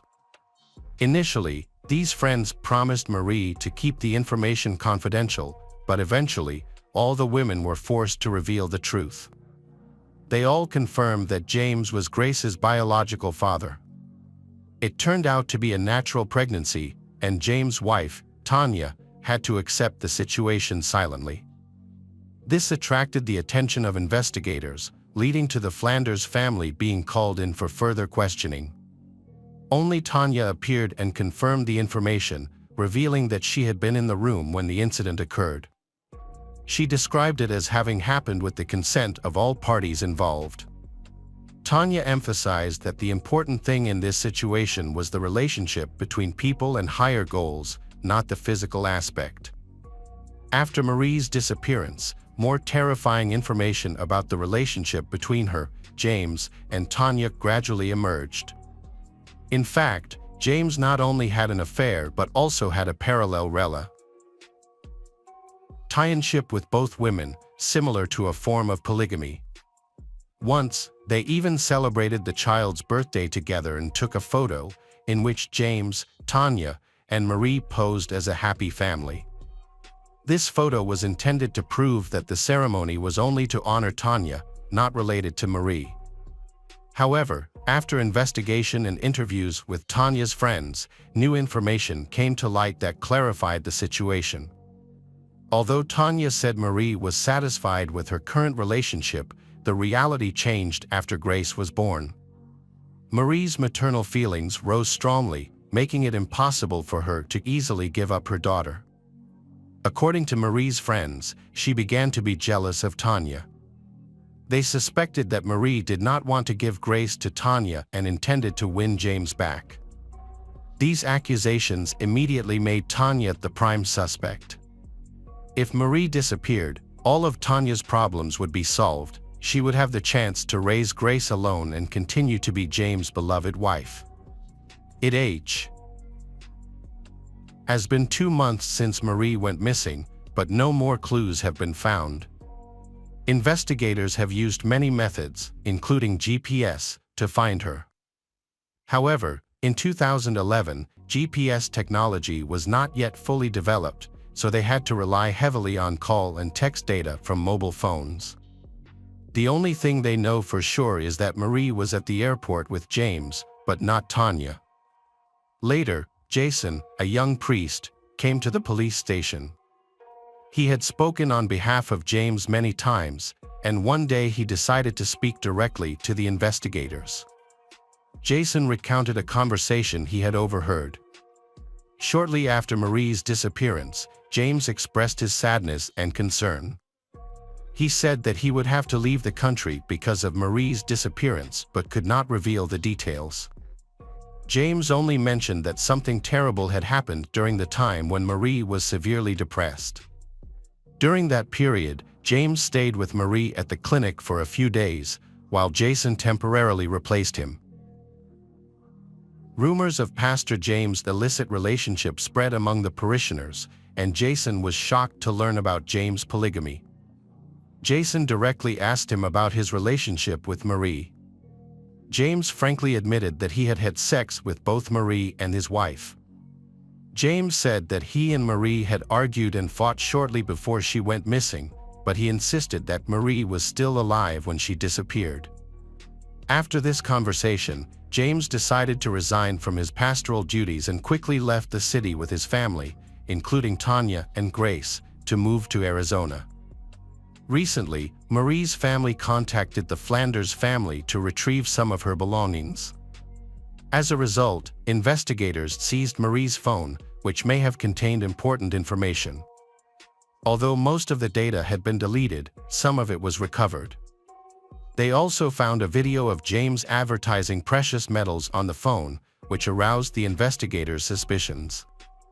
In 2011, committing a crime was easier than it is today. Surveillance cameras were not common, and digital traces could quickly disappear. DNA detection technology was just beginning to develop, making it easier for criminals to get away with their crimes. However, thanks to the development of digital forensics, this case may be solved. 3 years after Marie's disappearance, new software was developed that could recover data from phones and computers. Thanks to this, it was possible to recover messages between Marie and James. These messages showed a completely different side of James. The couple exchanged sensitive pictures, even taken in church. In a final email to James, Marie expressed her desire to leave Fort Walton Beach and not leave her child in what she called a cursed place. The secrets that the Flanders family had kept for so long were exposed. In desperation, James and his lawyer decided to take their last chance. They proposed a deal. If James revealed the location of the victim's body, he would only be charged with manslaughter, which carries a lighter sentence. Marie's family, after years of pain and suffering, agreed to the deal. They just wanted to know the truth and find peace of mind. James shares details about his relationship with Marie and the hardships they went through. Marie suffered from depression, which caused many arguments between them. During one argument, Marie pushed James, and when he tried to calm her down, she accidentally fell to the ground and lost consciousness. This was a fateful moment in their lives. James realized the seriousness of the situation when Marie's heart stopped beating. Although he tried to save her, Marie eventually passed away. This incident left James with deep remorse and regret. After years of fruitless searching, investigators finally found Marie's body in James Flanders' yard. The body was wrapped in a blanket and buried 5 feet underground, only discovered when James showed them the exact location. The discovery shocked everyone involved in the case. James Flanders was sentenced to 15 years in prison for manslaughter, with the possibility of parole after 11 years. His wife, Tanya, was apparently unaware of her husband's crimes and was in complete shock at Marie's death. This was confirmed by a witness, who was later revealed to be the Flanders family's lawyer. Had Marie's body been discovered earlier, experts could have determined the cause of death, which could have affected the investigation. After 5 years, Marie was finally laid to rest at her funeral. It is possible that her sister Esther sang a farewell song for her. However, the fate of little Grace remains a mystery. Currently, Grace lives with her foster mother, Tanya Flanders, in Arizona.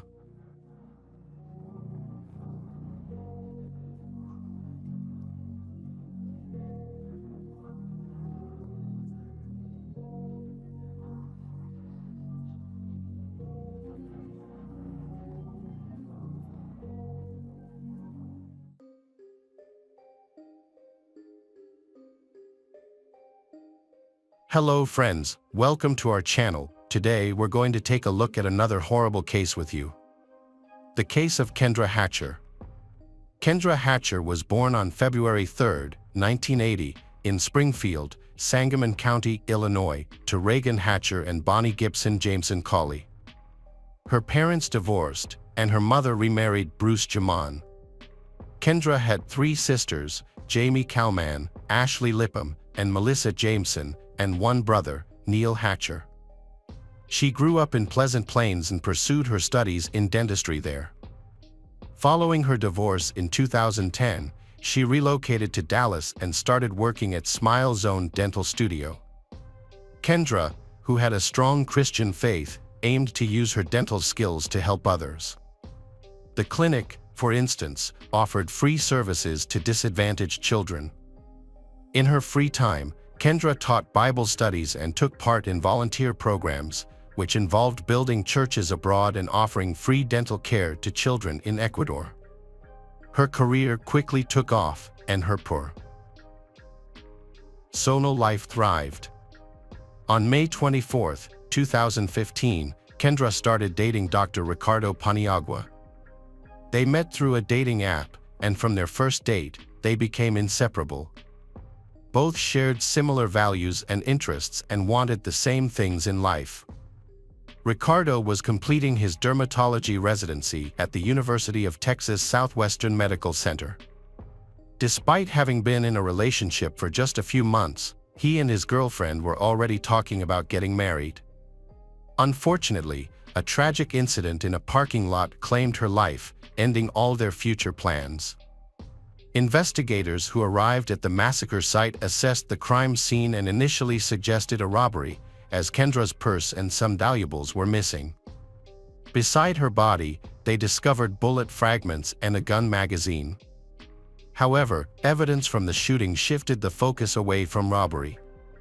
Kendra was shot twice. One bullet hit her back and another struck her head. The entry wound was at the top of her head, exciton G through the chin, suggesting that Kendra had her hands raised behind her head when she was shot. The murder theory was confirmed after the police obtaining CCTV footage, which helped reconstruct the events. The footage shows a black Jeep Grand Cherokee entering the parking lot at 7:15 p.m. Half an hour later, Kendra arrives home and parks in the same garage. A few minutes later, a man comes up to her, shoots her, and runs to the side, then jumps into the moving black Jeep. The videos were of poor quality and the crime scene couldn't be seen in them. The attackers couldn't be identified, but the vehicle was put on the wanted list. It was decided to release the images of the Jeep and the driver captured by the cameras to the media. The authorities asked the public for help, and that turned out to be effective. A man named Jose Luis Ortiz got in touch with the police. He reported that the car in the images was his, but made it clear that he wasn't involved in the shooting and wasn't drive. The vehicle. When questioned, Jose explained that on the morning of September 2nd, two of his friends, Brenda Delgado and Crystal Cortez, asked him to fix their car and requested to borrow his Jeep until the evening. Jose agreed. He mentioned that later that evening, Brenda called Jose to a restaurant. That same evening, Crystal drove the Jeep come back to Jose's house. Therefore, the man was quite surprised when he saw his Jeep in the news. When Jose saw his Jeep on a TV show, he asked Brenda about it. At first, she said it was a different Jeep on the screen. Then, Brenda mentioned that Crystal had been traveling for work, and she didn't know anything about it. Brenda advised Jose not to tell anyone and just repaint the Jeep. Brenda agreed to pay for the Jeep to be painted. Meanwhile, Jose was waiting for a decision on his U.S. citizenship and wanted to avoid any issues with the police.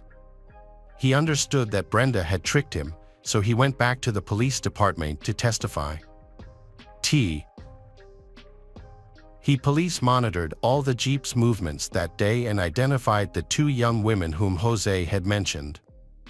Brenda Delgado was the first person investigators questioned. She claimed she didn't know Kendra and had never seen her before. When asked about her whereabouts on September 2nd at 7:42 p.m., Brenda provided an alibi, stating that she was at a restaurant with Jose and even presented receipts for the dinner. This raised questions about why someone would keep dinner receipts for so long. Eventually, with detailed investigation, the concealed truth behind the crime was uncovered. The central figure in the investigation was Brenda. She was born into a modest family, Luis and Maria Alato, who immigrated to Dallas from Mexico. Her father worked in a factory. They settled in a low-income neighborhood in southeast Dallas, where Luis found a job in construction, and Maria worked at the U.S. Post Office and cleaned houses. Brenda was their second child and only daughter. She was an excellent student, well-liked by her teachers, and worked part-time at a flower shop and as a waitress. Brenda was very ambitious and dreamed of attending medical school, but unfortunately, her parents couldn't afford the high tuition fees. After graduating from Skyline High School in 2000, she continued to live with her parents while dreaming of a prosperous and beautiful life. To achieve her goals, Brenda worked diligently. She was employed as a dental assistant and also worked at a department in North Park Center. In 2012, Brenda met Ricardo Paniagua and fell in love with him. Their first date, a dream come true for her, was at a Jennifer Lopez concert.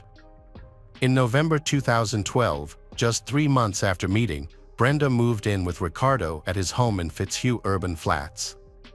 Ricardo was equally captivated by Brenda and even made an effort to meet her parents.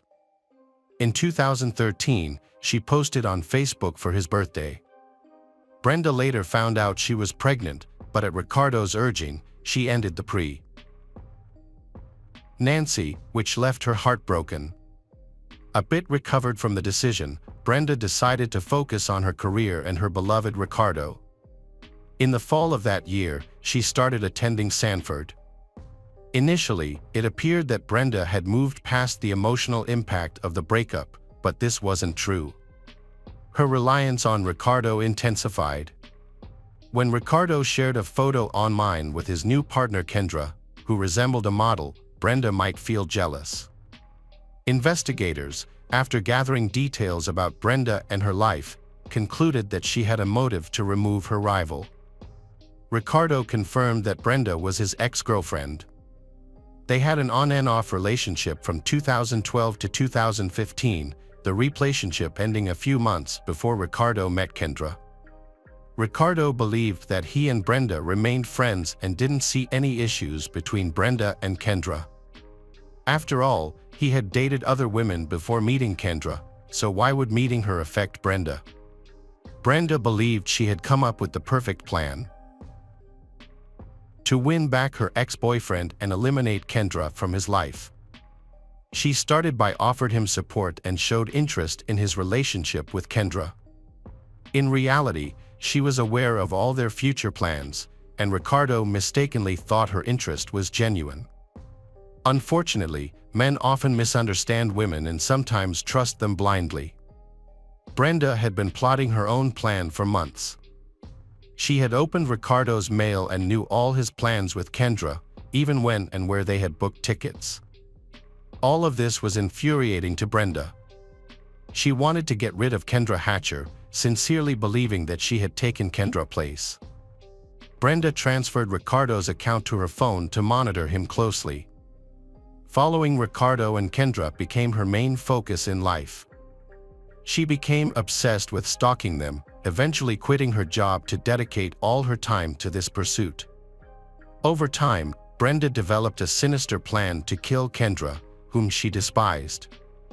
To carry out this plan, Brenda approached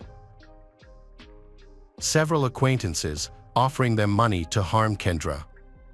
A mutual acquaintance introduced her to Crystal Cortez, a 21-year-old single mother facing severe financial difficulties. For just $500, Crystal agreed to help her. Following Brenda's instructions, Crystal contacted Christopher Love, who agreed to carry out the crime. Crystal gave Christopher $500 from Brenda along with 2 types of illegal substances. Kendra was being followed by 2 women who wanted to learn her habits and daily schedule to choose the best time and place for their crime. On September 2, 2015, they used Jose's car. Crystal and Christopher waited for Kendra in the parking lot. They didn't follow her home from work because they were worried about getting stuck in traffic. That evening, they successfully carried out their plan. A few days after the crime, Crystal and Christopher were arrested. The suspects denied their guilt and being at the crime scene. However, things changed when Christopher was ND with the gun that killed Kendra in the side compartment of the car. Crystal, on the other hand, was nervous and constantly confused in her testimony, giving different testimony about why the SUV appeared in various parts of the city. In the initial questioning, Crystal confessed to being the driver in the parking lot. However, she insisted that she was forced there by an armed carjacker who had entered her SUV and made her drive. Trying to appear innocent, she falsely stated that her son was with her in the car. This claim was later disproved as security cameras did not show any child present. During the interrogation, as more evidence emerged, Crystal altered her testimony and sought to negotiate with the investigators. She agreed to testify against Brenda in exchange for a reduced sentence. Crystal informed the police that Brenda wanted Kendra dead and that the crime was Brenda's idea. Crystal stated that within 2 weeks of meeting Brenda, they started planning the crime. The CE found out that Brenda wasn't just sad because her relationship with Ricardo had ended, she was obsessed and desperate to win him back. She pretended to be happy about being his loyal friend, but her life started falling apart. She began to resent Kendra, believing she had taken her place. According to Crystal, it was at this moment that Brenda decided she wanted to get rid of Kendra Hatcher. That's when a plan to commit the perfect crime hatched in Brenda Delgado's mind. During her testimony, Crystal explained how Brenda came up with the perfect crime and enlisted her help. Together, Brenda and Crystal started planning to kill Kendra. They met several times and came up with various plans. The initial idea was to inject Kendra with illegal drugs or sedatives and then dispose of her. Brenda knew she needed a trustworthy accomplice to avoid suspicion, so she began the search. They drove through the rundown neighborhoods and asked several people for assistance. This is how they met Christ Ofer. He agreed to help and played a significant role in planning the details of the crime. The three of them decided together that the quickest way to kill her was to shoot her. During their collaboration, Crystal disclosed that September 2nd was intentionally selected. Brenda was aware that Kendra and Ricardo were planning a trip to Mexico, so they decided to eliminate her before the vacation. Brenda told Crystal she wanted the crime to appear as a failed robbery. Next, the criminals then selected the location for the murder. For days, they meticulously followed Kendra's movements, recording her every minute to ensure nothing altered for the chosen day. After her work hours, they tracked her path home and planned how to subtly access the apartment complex's secure parking garage. On September 1, 2015, they conducted a final check. On the morning of the crime, Brenda and Crystal picked up the Jeep from Jose and then picked up Christopher. Brenda was dropped off at the library in Caro Wilton to create an alibi, while Crystal and Christopher headed to Kendra's apartment complex. They waited across the street for about 30 minutes before driving to Kendra's workplace. After failing to follow her due to traffic, they went back to the house to wait. When Kendra arrived home, Christopher, wearing gloves, got out of the car, approached her with a gun, and shot her as she exited her vehicle. Crystal mentioned that she didn't witness the shooting but heard it. After that, she drove Christopher home, picked up her son from his grandmother, and later met Brenda at Jose's house to give him the Jeep. As a result, Brenda's dream was fulfilled. She was free from her despised rival and only needed to wait for a message from her beloved Ricardo. Brenda felt delighted that she had executed the perfect crime. Crystal's honest confession and testimony against Brenda clearly proved Brenda's guilt, leading to a swift issuance of an arrest warrant. However, when police went to arrest her, Brenda was not at home. As a dual citizen, she escaped to Mexico. Following her escape, her role in arranging a contract killing was revealed, and she was added to the wanted list. On April 6, 2016, the FBI added Brenda to their list of most wanted fugitives, offering a $100,000 reward for information leading to her capture. She was the only woman on the list at that time and the 9th woman ever to be included. Just 2 days later, Mexican authorities arrested her in Torreon, Coahuila. She was extradited to the United States on October 6, under the condition that she would not face the death penalty. Once in the U.S., she was charged with capital murder in Texas, and her trial began in 2017. During the court hearing, the families of Kendra and Ricardo openly shared their feelings. Witnesses verified Brenda's harmful obsession with her ex-lover and her intentions. In court, Brenda's cousin Moses Martinez discussed his sister's depression following her breakup with Ricardo. He also disclosed that Brenda had offered him money to attack Kendra with a baseball bat, a proposal he declined. At the trial, Jennifer Escobar, Brenda's friend, testified that Brenda was obsessed with Ricardo. She recounted that Brenda would read all his emails and track his movements through his phone. Jennifer informed the jury that Brenda had a copy of his house key and access to his bank accounts. She also revealed that Brenda asked for her help to get rid of the hated Kendra, suggesting methods like injecting something lethal or using a bat to put her in a coma. Brenda offered Jennifer $2,000, a car, and illegal drugs in exchange for her help. Jennifer talked about this offer with her parents and decided to refuse it. It's odd that, when presented with the suggestion to harm or kill someone, but no one reported this threat to the police. Brenda's obsession was highlighted through evidence presented by several associates in court. It was found that Brenda had a motive to want Kendra dead, seeing H. or as a barrier to reuniting with Ricardo. Evidence revealed that Brenda's obsession grew significantly in the months before Kendra's death. During the hearing, an ATM withdrawal receipt for $500 was presented, which Brenda gave to Crystal as payment for her involvement. Christopher received a cash payment of $600. Cell phone records showed that Brenda, Crystal, and Christopher were together before the crime. Moreover, there were over 99 calls recorded between Brenda and Crystal from August 22 to September 4, demonstrating their constant communication to plan the murder of Kendra. The defendant's attorney attempted to place most of the blame on the actual perpetrators, but this strategy was unsuccessful. The defense claimed that Brenda was not present at the crime scene, offering an alibi and receipts showing she was at a restaurant when the crime occurred. Although Brenda did not plead guilty, the jury disagreed with her defense. Brenda was found guilty of murdering Kendra, and she was sentenced to life in prison without the possibility of parole after just 30 minutes of deliberation. Christopher, who directly committed the murder, admitted his guilt and was sentenced to death.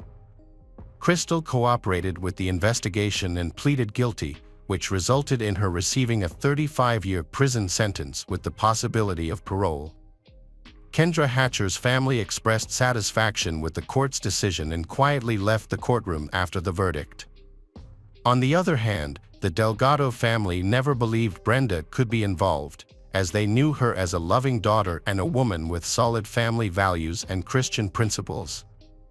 In conclusion, the tragic case of Kendra Hatcher underscores the devastating consequences of unchecked jealousy and obsession.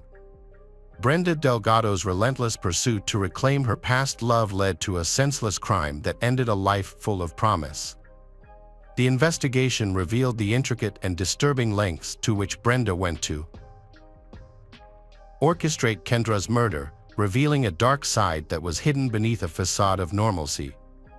The verdict delivered justice for Kendra and her family, but it also serves as a stark reminder of the profound impact that personal vendettas can have when they spiral out of control.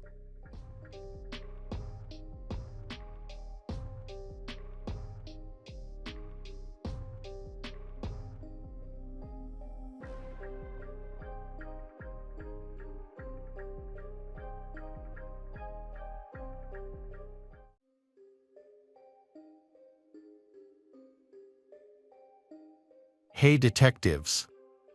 Welcome back. We've got another mysterious case to explore. The case of Blomel family. Roger Blomel was born on January 17, 1965, into a lively family with his parents and 7 siblings, 6 brothers and 1 sister.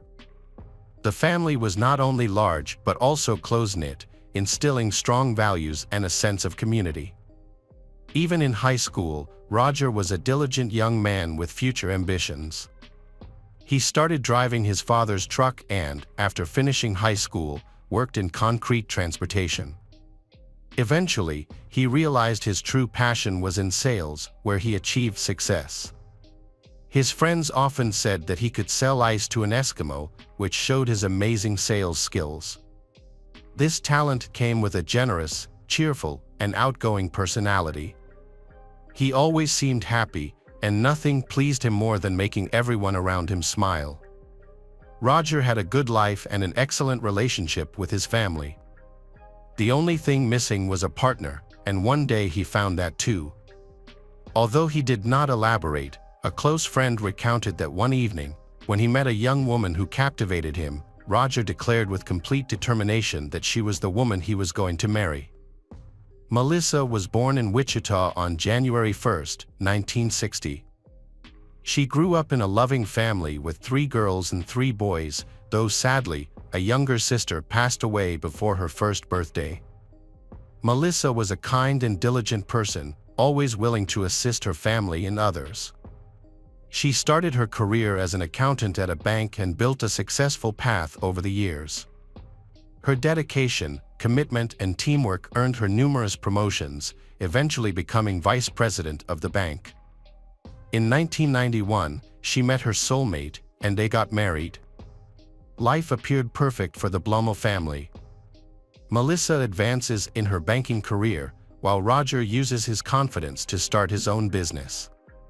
Roger enjoyed spending time with friends and spreading happiness. He found an ideal partner in Melissa. Both shared a strong sense of social responsibility, actively participating in charity, sports, and community events. Although, as we've seen in almost every story, a perfect life doesn't exist, for the Blumel family, the only thing missing was a child to fill their loving home with laughter and joy.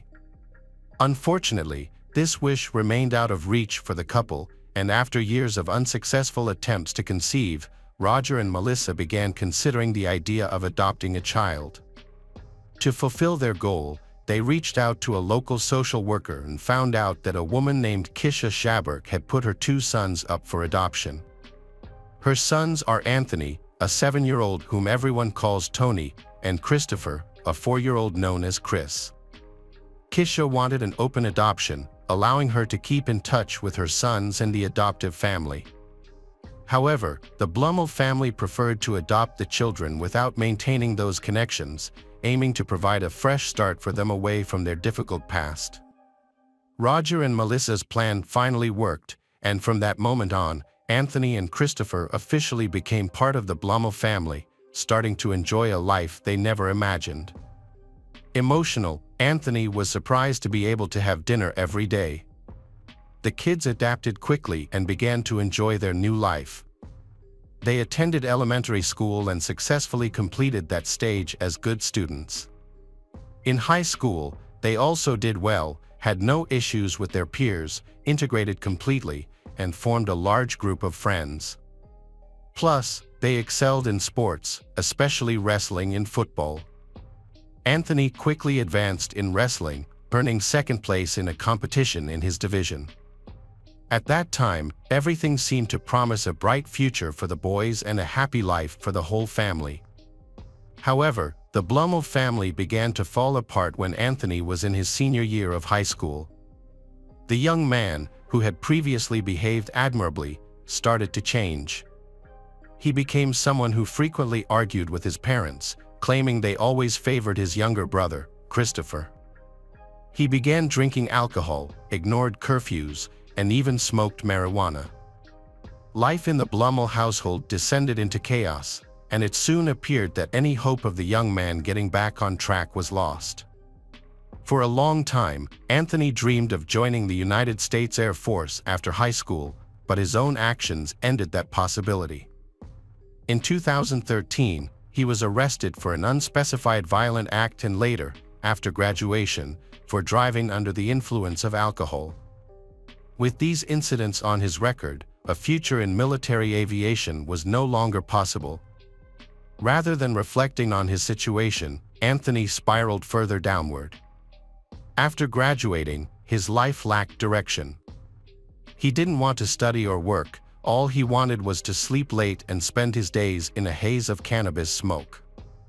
Melissa was terrified of the boy's angry outbursts, causing her to endure extremely difficult pressure. Adding to the complexity, there was something the Blumel family was unaware of. Since the spring of 2013, Kisha has been in contact with her biological sons through social media. It appeared that Christopher either ignored Kisha's friend request or showed little interest in communicating with his biological mother. In contrast, Anthony promptly accepted the connection and was thrilled to reunite with his real mother. Kisha was heartbroken after giving her sons to the Blumel family, but she found comfort in knowing they were both welcomed into a good home and would stay together. Despite this, she struggled with the lack of contact. Reconnecting with her eldest son filled her with joy, though she also felt deep resentment towards the Blumel family, believing they had turned Christopher against her. However, this resentment was overshadowed by the happiness of reuniting with her firstborn. Moreover, when she heard about Anthony's issues with his adoptive parents, Kisha became hopeful about reuniting with him and quickly invited him to visit her. Meanwhile, at the adoptive family's house, instead of getting better, things were getting worse. The conflict reached a boiling point when one day, during one of his tantrums, Anthony punched a hole in the wall. This was a turning point for the Blumel family. They could no longer risk their own safety or Christopher. After several unsuccessful attempts to stop the eldest son's behavior, Roger and Melissa made the tough decision to tell Anthony he had to leave the house. The young man initially wandered without purpose but soon realized he needed to support himself.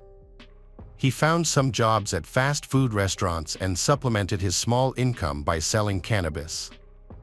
Although he slept like a nomad, staying at various friends' houses, he fell in with a group of youths heavily involved in drug abuse. In the midst of these challenging circumstances, a glimmer of hope appeared when Kisha invited him to come live with her in California. Anthony eagerly accepted, and they reunited at Kisha's home in September 2013. He was accompanied by his best friend from high school, Braden, who had dropped out in his junior year to dedicate himself to drug dealing. The two young men were excited because they hoped to get Kisha's support to start a large marijuana business in the area, as she was experienced in the drug trade. They even considered entering the medical cannabis market. In reality, the two young men ended up living in a small one-room apartment. It's easy to see how tensions arose, especially since Sean, Kisha's partner, worked 2 jobs and was the only one providing for 5 people. Kisha contributed only a portion of the social assistance she received for her daughter. Meanwhile, Kisha, Anthony, and Braden spent their days using drugs, and Kisha's younger daughter was constantly exposed to this negative environment. At one point, things became unacceptable when Sean discovered that Anthony and Braden were selling marijuana near their house.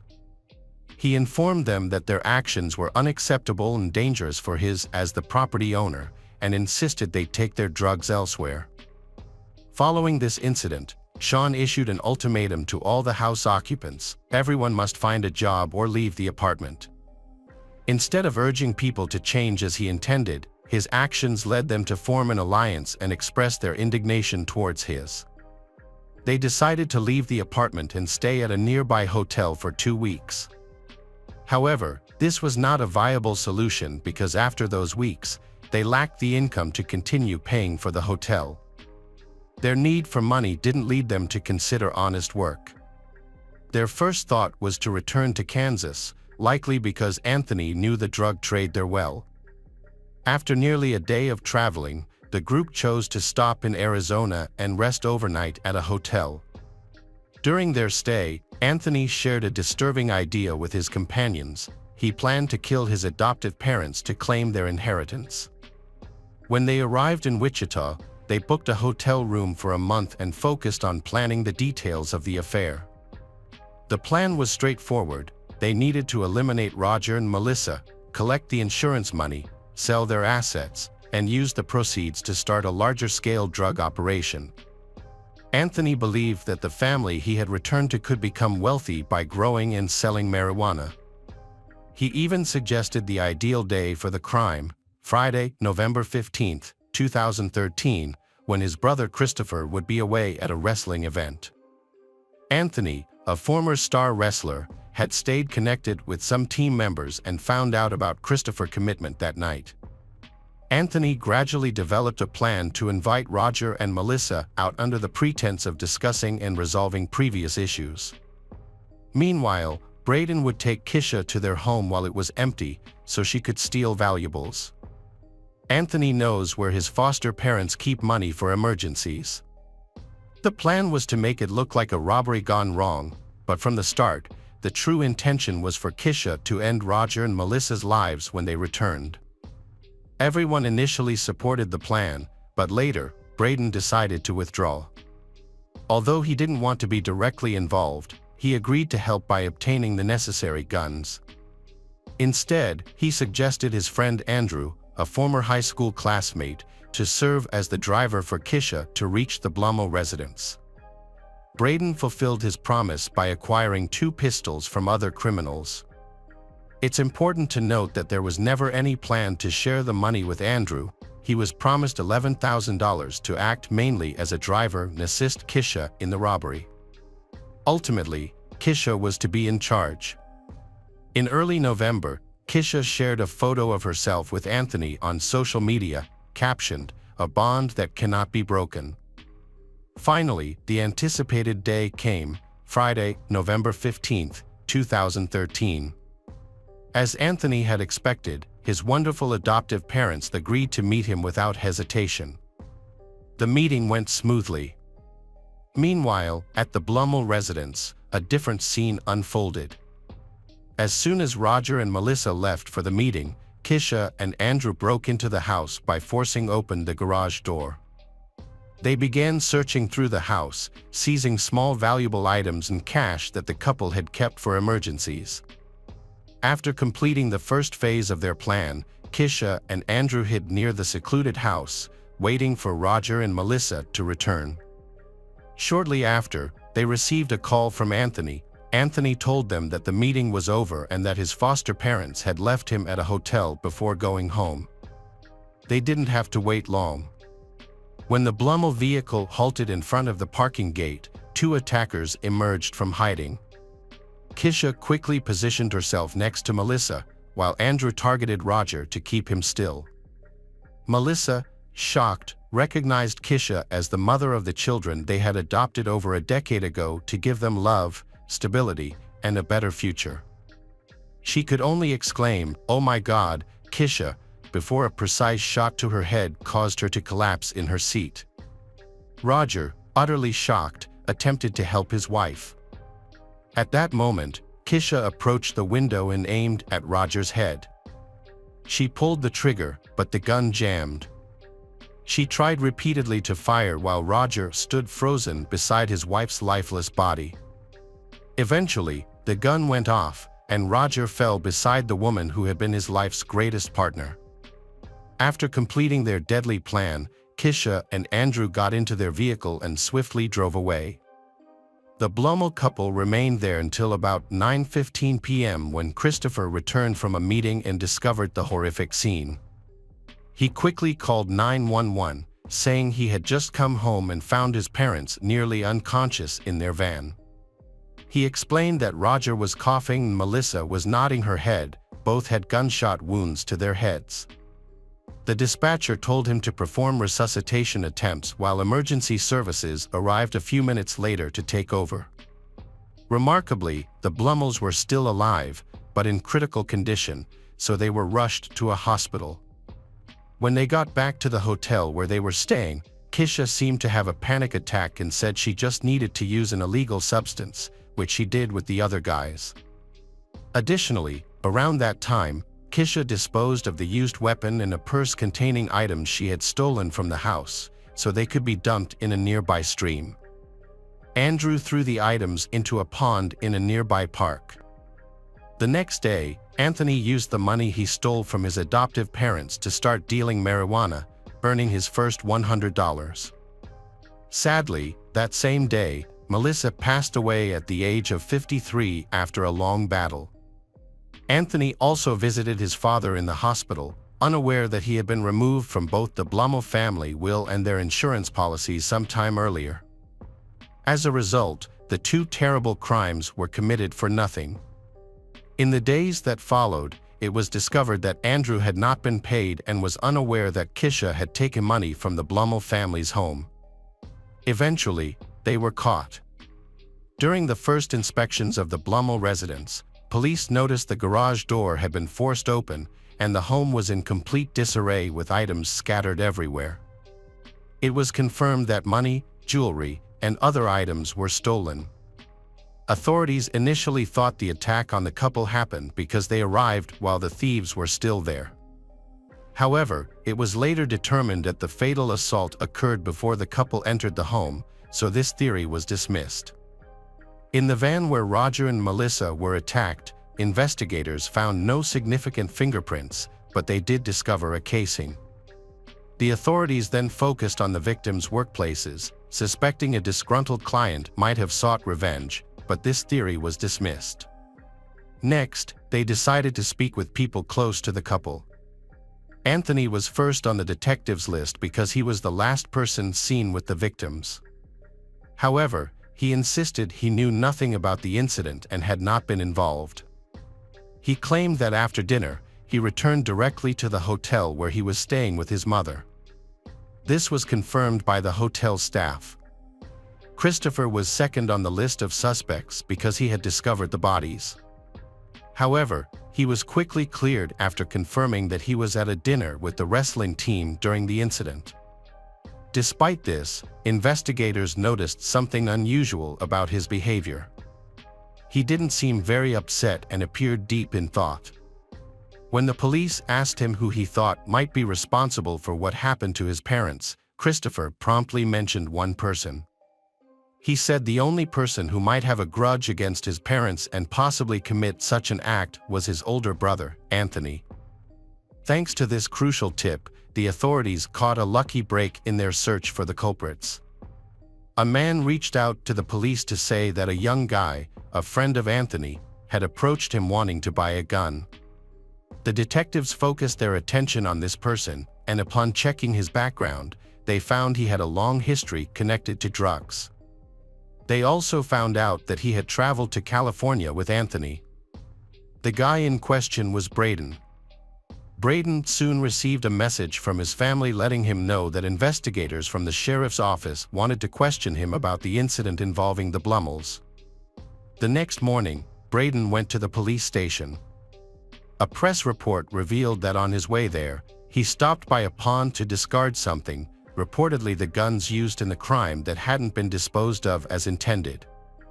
According to this report, he was already under surveillance, and when the police searched the water, they found a bag he had thrown in, containing a pistol that hadn't been fired during the attack.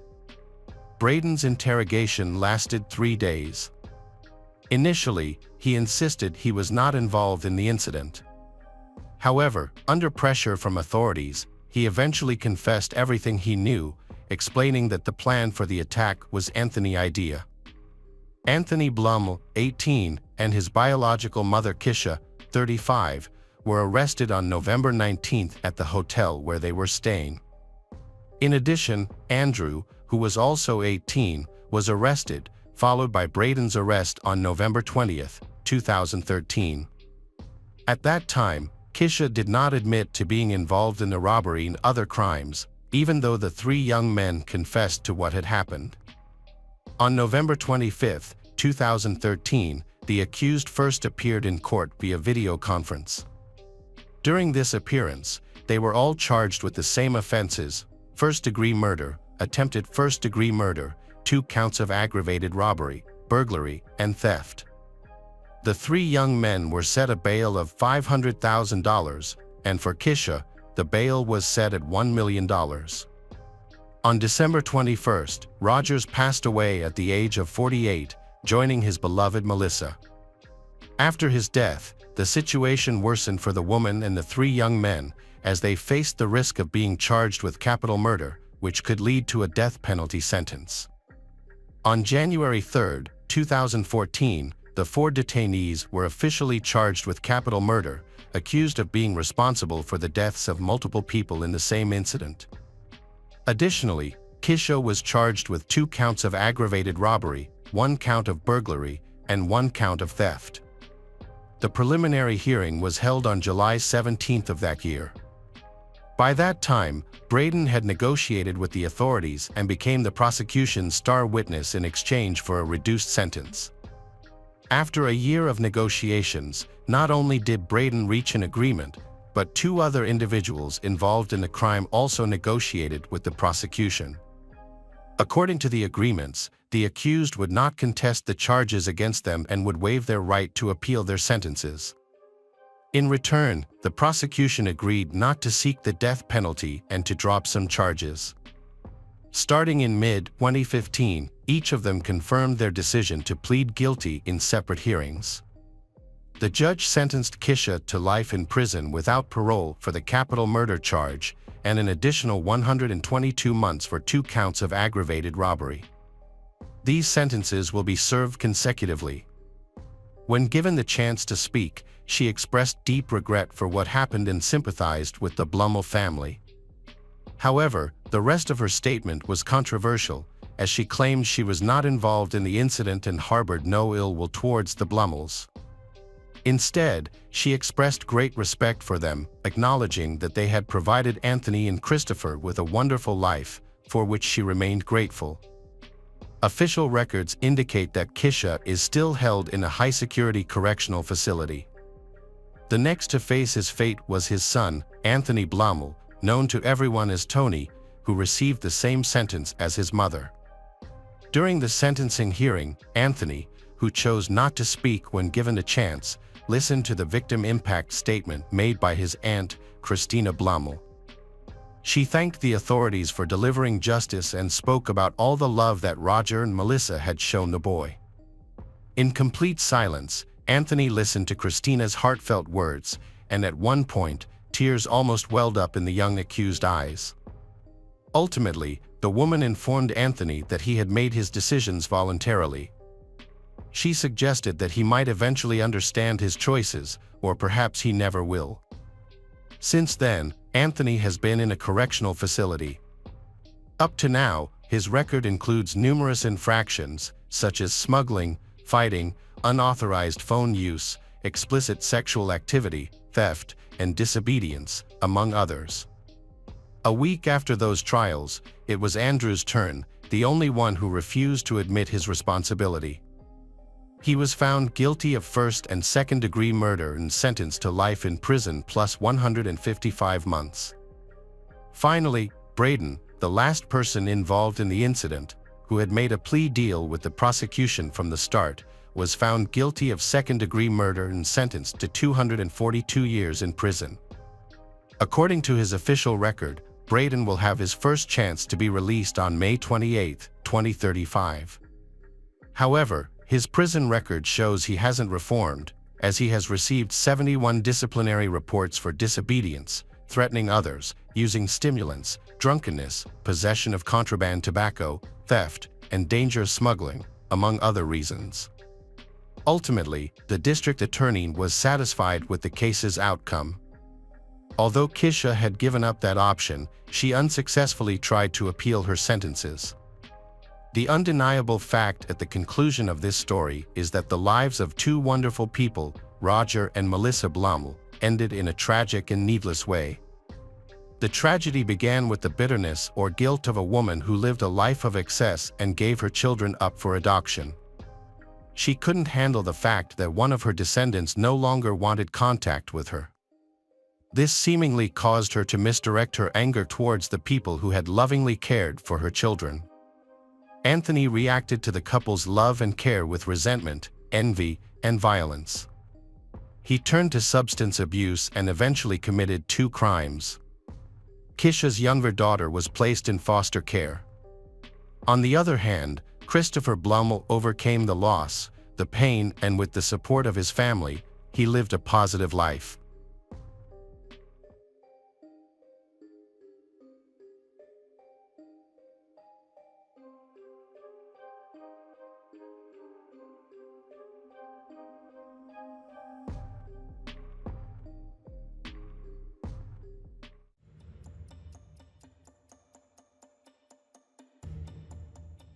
Hi everyone, thanks for returning. Let's unravel another perplexing mystery. The case of Schmidt family. Tyler Schmidt was born on November 13, 1979, in Iowa, USA. He spent his childhood in Cedar Falls, a city home to the University of Northern Iowa. Tyler's early interests led him to join the Boy Scouts, where he earned the distinguished rank of Eagle Scout. This experience fostered his lasting love for nature and the outdoors. Growing up, Tyler enjoyed participating in camps organized by the Lutheran Church, which often brought his family together. Outside of school, he developed skills in playing the trumpet. However, his true passions lay in adventure and sports. At Northern Iowa High School in Cedar Falls, Tyler was a member of the cross-country running team and the swim team. During his free time, he also enjoyed outdoor activities such as canoeing, hiking, and snowshoeing. Tyler's interest in computing led him to Missouri's Truman State University, where he pursued a degree in computer science and met the woman who would become his wife, Sarah. Born in Kansas City on March 27, 1980, Sarah grew up near St. Louis with her siblings, Karen, Jane, and Adam, for part of her childhood. Sarah shared Tyler's passion for the outdoors, particularly bird watching and studying insects. Both had been heavily involved in scouting as young people, with Sarah earning the Girl Scouts' highest honor, the Gold Award. She credited her adventurous spirit to her mother, with whom she had gone backpacking in Central America. Given their compatibility and mutual interests, Tyler knew he had found his soulmate when he met Sarah. Sarah was a high-achieving student who excelled both academically and in leadership. As a result of her outstanding leadership skills, the prestigious Truman Scholarship while she was still at Washington High School in Washington, Missouri. This scholarship led her to attend Truman State University, where she met her future husband, Tyler. The couple started dating and eventually got engaged. Both families were supportive of their decision to marry, as they believed the two were meant to be together and start a beautiful family. On June 22, 2002, friends and family gathered at St. John Lutheran Church in Cedar Falls for Tyler and Sarah's special day. Guests took their seats under the guidance of the wedding coordinators, with Tyler's parents and Sarah's mother seated at the front, joined by her nearby siblings. Tyler's uncles and cousins were also in attendance. Sarah stood outside, preparing to make her grand entrance at her wedding ceremony. She was accompanied by her father, who would escort her down the aisle and give her away to her fiancé. The ceremony was a promise of love and commitment between the 22-year-old couple, who vowed to stand by each other until the end of their lives. Following the wedding, Tyler and Sarah embarked on a romantic 10-day honeymoon to the breathtaking Boundary Waters, a wilderness area on the U.S.-Canada border, situated between Minnesota and Ontario. This destination was chosen for its natural beauty, reflecting the couple's shared love of nature. After Tyler and Sarah got married, they focusing on building economic stability and advancing their careers. Following the completion of their bachelor's degrees in Missouri, they relocated to Lawrence and attended the University of Kansas.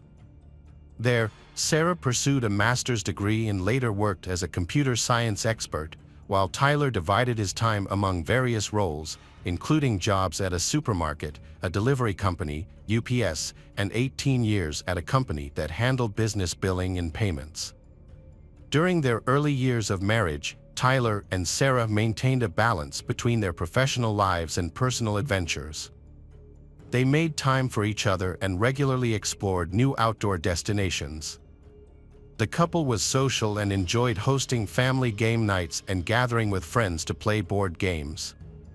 They also participated in local community activities through the Lutheran Church and actively supported the Kansas Jayhawks basketball team, often attending tournaments at the Allen Fieldhouse.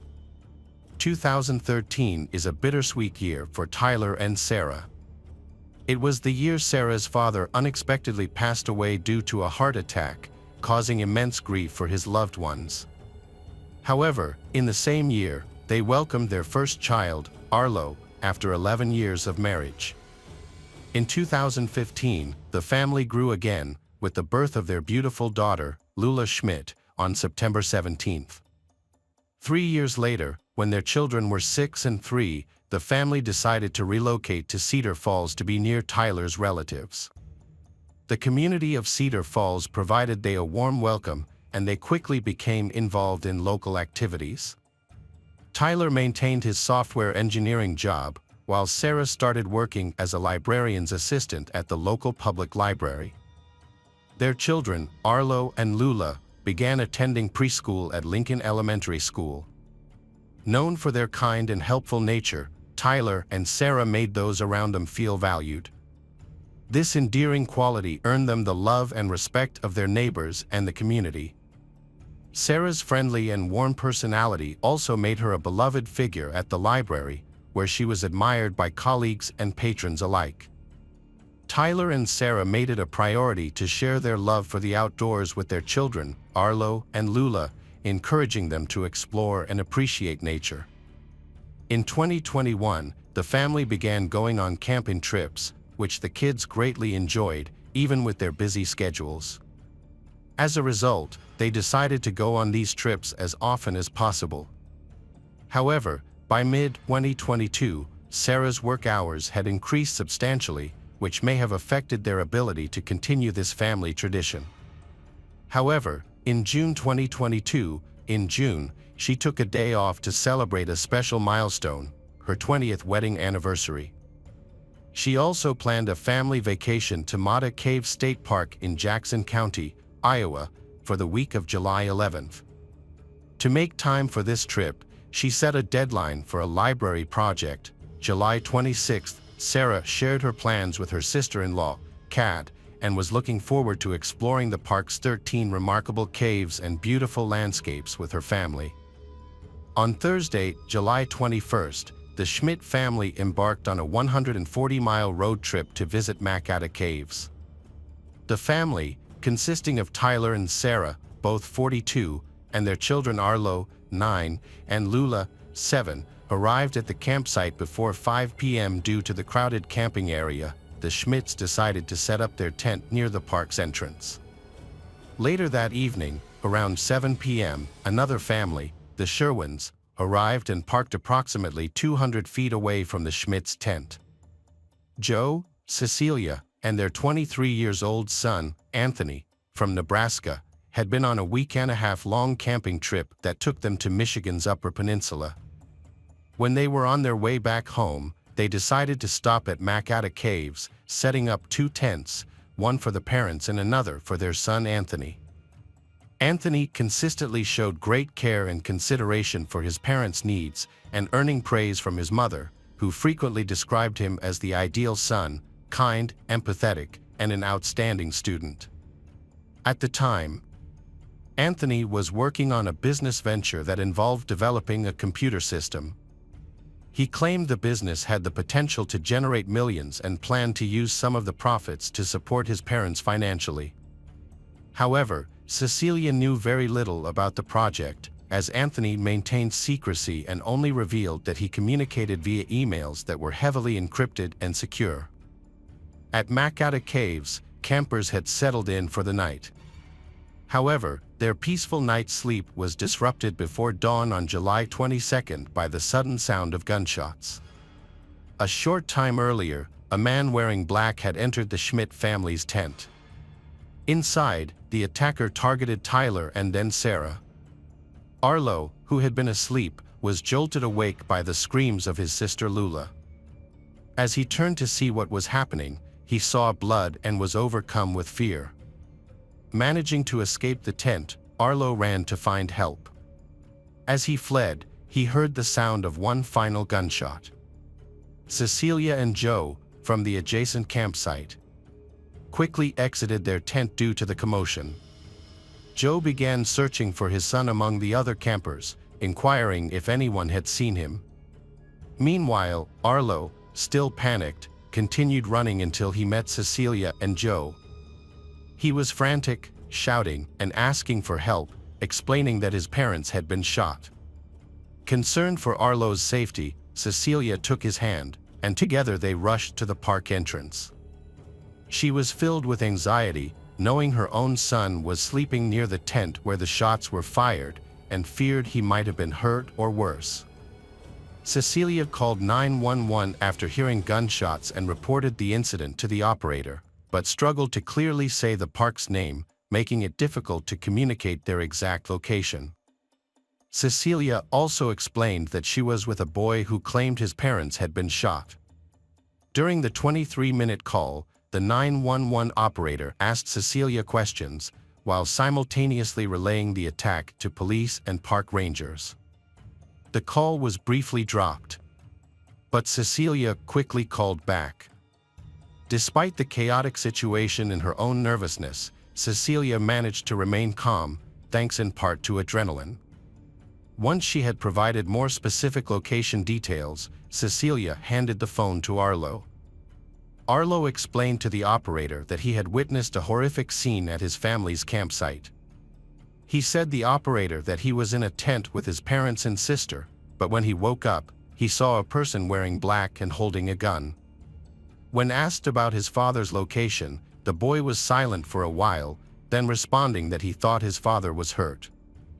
At 6:30 a.m., police and paramedics arrived, and after locating the Schmidt's tent, they discovered a horrific scene. All the occupants, including Tyler, Sarah, and Lula, were dead. This previously peaceful campsite had quickly become a crime scene. Police immediately launched a search for the shooter, who could potentially still be in the area.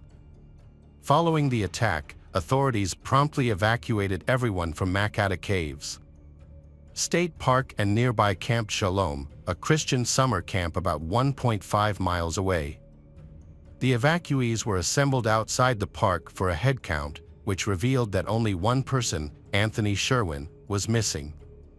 It was also discovered that Anthony was armed. An aerial search by police helicopters led to the discovery of a man's body at 11 a.m. Once officers reached the location, they found the man was deceased. He was identified as Anthony Sherwin. Preliminary investigations pointed to Anthony as the primary suspect in the murders. Authorities believed he had perpetrated the attack on the Schmidt family before taking his own life. The park was temporarily closed by authorities following the incident, with the closure lifted by July 28. The Iowa Department of Natural Resources offered its condolences for what had occurred. A spokesperson for the department expressed deep sadness and disappointment on behalf of the team, acknowledging that the incident had disrupted the long-standing tradition of Iowa families enjoying the state's natural beauty. However, the department remains committed to continuing its work in preserving the state's parks for the millions of families that visit each year. The citizens of Cedar Falls were deeply shocked when they received the news. The atmosphere in the town drastically somber and mournful. Family, friends, acquaintances, and even strangers were filled with grief.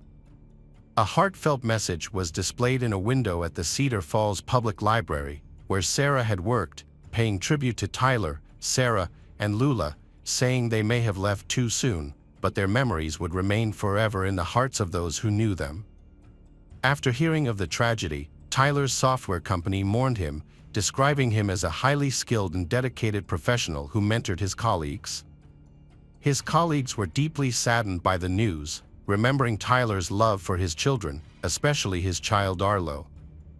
The mayor of Cedar Falls shared his grief on Facebook over the loss of the 3 Schmidt family members. He knew Sarah, with whom he had worked on a technology project in the past. He called on the community to support Arlo, the sole survivor of the family, and shared a GoFundMe link for those wishing to donate. The initiative quickly raised more than $276,000 in just a few days. As a sign of respect for Sarah's co-workers, the local authority closed the library for the remainder of the day. The tragedy also drew reactions from other government leaders. The governor of Iowa conveyed her shock and sorrow over the unimaginable tragedy, while a U.S. House representative from Iowa denounced the crime as senseless and horrific. Sarah's family was deeply saddened by her passing. Her sister was particularly hard-hit, finding it impossible to accept that she would no longer be able to talk to Sarah and that she would miss out on seeing her niece grow up. Family members came from as far away as North Dakota, Texas, and Michigan to attend a private funeral service for Sarah at Greenwood Cemetery on August 2nd. A separate celebration of the lives of Tyler, Sarah, and Lula was held at the picnic area of Overman Park, attracting more than 200 people. At the ceremony, Tyler's aunt and the mayor took turns speaking at the podium to express their feelings and share memories of the deceased. The Schmidt family's loved ones struggled to cope with their grief, also as trying to provide comfort and care to Arlo. Meanwhile, authorities pressed on with their investigation into the brutal crime. According to an official update from the Iowa Department of Public Safety, the autopsies revealed crucial information about the victims' causes of death. Tyler sustained both a gunshot wound and multiple sharp force injuries. His wife, Sarah, had multiple sharp force injuries, but no gunshot wound. Tragically, their young daughter, Lula, suffered both a gunshot wound and was strangled. In August 2022, authorities identified Anthony Sherwin, a 23 years old with no prior crimes, as the person responsible for the Schmidt family's murder. He acted alone and later ended his own life. Despite the thorough investigation, police were unable to determine a motive for the attack. According to the Assistant Director of Criminal Investigation, Anthony had no connection to the Schmidt family before or during the time the two parties camped near each other. The Nebraska Police Department helped investigate the incident. During a search of the Sherwin family's apartment in Nebraska, officers did not find a suicide note or any other clues that could explain why Anthony targeted the Schmidt family and himself. A review of Anthony's Facebook page also did not provide any information about the incident or the weapons used. According to the Assistant Director of the Iowa Division of Criminal Investigation, the only confirmed weapon found was an unlicensed, hand-assembled firearm discovered near Anthony's body. This type of firearm is often referred to as a ghost gun. Because these guns lack serial numbers, they can be challenging for authorities to track and regulate. To verify the story, the police spoke with Anthony's parents. They confirmed that their son had created his own gun using instructions he found online. His parents described Anthony as very responsible and stressed that he had never hurt anyone or any animals. They also shared that their family had never owned guns before, but due to increasing crime rates in Nebraska, they had recently decided to acquire them. As they were inexperienced with firearms, they even took classes to learn how to handle them. The parents Anthony's had brought a homemade gun on the trip for protection against crime and possible bear attacks, which they had previously encountered while camping. They planned to dispose of the gun after returning home. Anthony's parents believed he was innocent and wanted to prove it. They thought he was a victim of murder, not the killer. His mother pointed to an autopsy report they obtained, which showed he had been shot twice. This contradicted the police claim that he had been shot only once. Anthony's mother questioned how he could have shot himself twice, which raised doubts about the police theory that he had taken his own life. The family Anthony's questioned the attacker's clothing description, as Cecilia remembered telling the 911 operator that the attacker wore black clothes. This did not match Anthony's clothes, green shorts that she had given him the day before the incident. Furthermore, Cecilia and Joe believe the police have withheld important information from them, such as where Anthony's body was found and whether the gun used to kill the family Schmidts was the same gun used to shoot Anthony. They specifically asked investigators if a ballistic test was conducted to confirm any matches, but received no response. Cecilia expressed her concerns in an email to the media. In the email, she said that her son had so many reasons to live, and she was sure that he would not give up everything in such a way. Cecilia also mentioned that she had seen no signs of him planning such an attack. And in her opinion, Anthony did not have the capability to kill. Furthermore, she believed that her son had no connection to the Schmidt family, which raised more questions. When Cecilia reached out to investigators, their response only added to her confusion. They simply mentioned that it was a random murder. Anthony's parents asked to see the final investigation report so they could arrange for a private review to be conducted. However, they state that they never received a response to this request.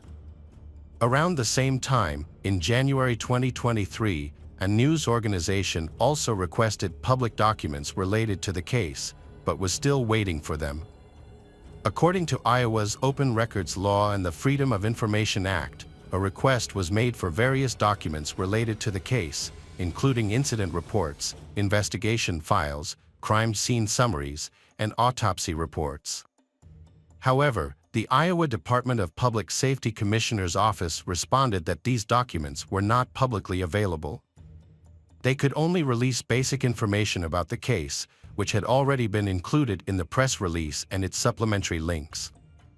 A few days after the inquiry, the media outlet sent an email to the official asking if the gun Anthony used to kill himself was the same one used in the Schmidt family murders or not. The official did not respond. So far, the police believe Anthony was a random killer who brutally murdered family Schmidt by shooting, stabbing, and strangling them. This conviction stands unless new evidence surfaces to prove otherwise. Anthony was also murdered, and those who knew him described him as kind, studious, and innocent. Following traumatic incident, Arlo, the sole survivor of a massacre, came to live with his relatives in Cedar Falls, CU the law entre qua Sarah. Recently, in an interview, Sarah's brother expressed admiration for Arlo's courage and the young boy's remarkable mental resilience. Following the tragedy, a fundraising page on GoFundMe was established to collect money for Arlo's care and to create a fund that will support his future education.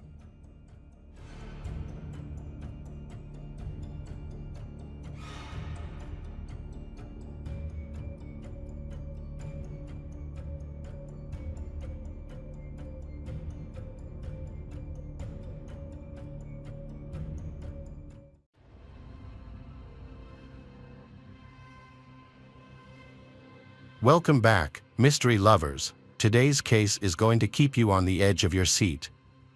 The case of Jessica Camilleri. Jessica Camilleri was the younger daughter of Rita and Vince, an Australian couple of Maltese descent. Unlike her older sister Christy, Jessica was born with an intellectual disability. Jessica had an IQ of approximately 55 to 60, significantly lower than the average range of 90 to 110, which placed her in the lowest 1% and classified her as having a mild intellectual delay. Individuals with mild intellectual disabilities typically follow a different pace of development. They may start speaking, reading, writing, and doing math later than others, but can learn to communicate and express themselves in everyday situations. This delay caused her to start school later than her peers. As a result, she was vulnerable to teasing and bullying by classmates who did not understand her condition. Jessica coped with stress and anxiety by lashing out in intense anger, often targeting women. As a result, she developed intermittent explosive disorder. This mental health condition is characterized by sudden, recurring episodes of aggressive and violent behavior. Typically, intermittent explosive disorder starts in children around the age of 6 and worsens during the teenage years and early 20s. It is a mental health issue, not just a normal temper tantrum, and is linked to low levels of serotonin, a hormone in the brain that regulates emotions and mood. Jessica's behavior at school was causing problems, and she often lashed out at both students and teachers. In one incident, she physically hit a male student and refused to stop. As a result, she was suspended from school indefinitely and was forced to stay home under the care of her mother, Rita, who received a disability pension to support her. Jessica struggled with three main conditions: intellectual disability, which affected her cognitive abilities, irrational anger outbursts, and attention deficit hyperactivity disorder, ADHD. ADHD is a chronic condition that affects the brain, making it difficult for people, especially children, to control their behavior. Jessica was diagnosed with several mental health conditions, including severe bipolar disorder, depression, and anxiety. Additionally, she had autism spectrum disorders, which impacted her ability to understand her own thoughts and feelings, as well as empathize with others. The effects of autism also made everyday tasks, such as shopping, using public transportation, banking, and working, particularly challenging for her. Jessica had fixations on certain things, including 3 specific numbers: 2, 3, and 5. These numbers were linked in her mind to her favorite colors: yellow for 2, green for 3, and purple for 5. As a result of her fascination with these numbers, she would often create random phone numbers to dial, attempting to speak with men. In one instance, she repeatedly called a family's home in Bangladesh over 100 times a day solely because she liked their phone number. In 2018, her fixation turned to harassment when she began targeting a meat company in Daylesford, England. Her behavior became more uncontrollable, to the point of threatening company employees, including the owner Matthew Leafield, and his family, going so far as to claim she would harm them with a chainsaw. Jessica had an unrelenting fascination with horror movies and she couldn't shake off.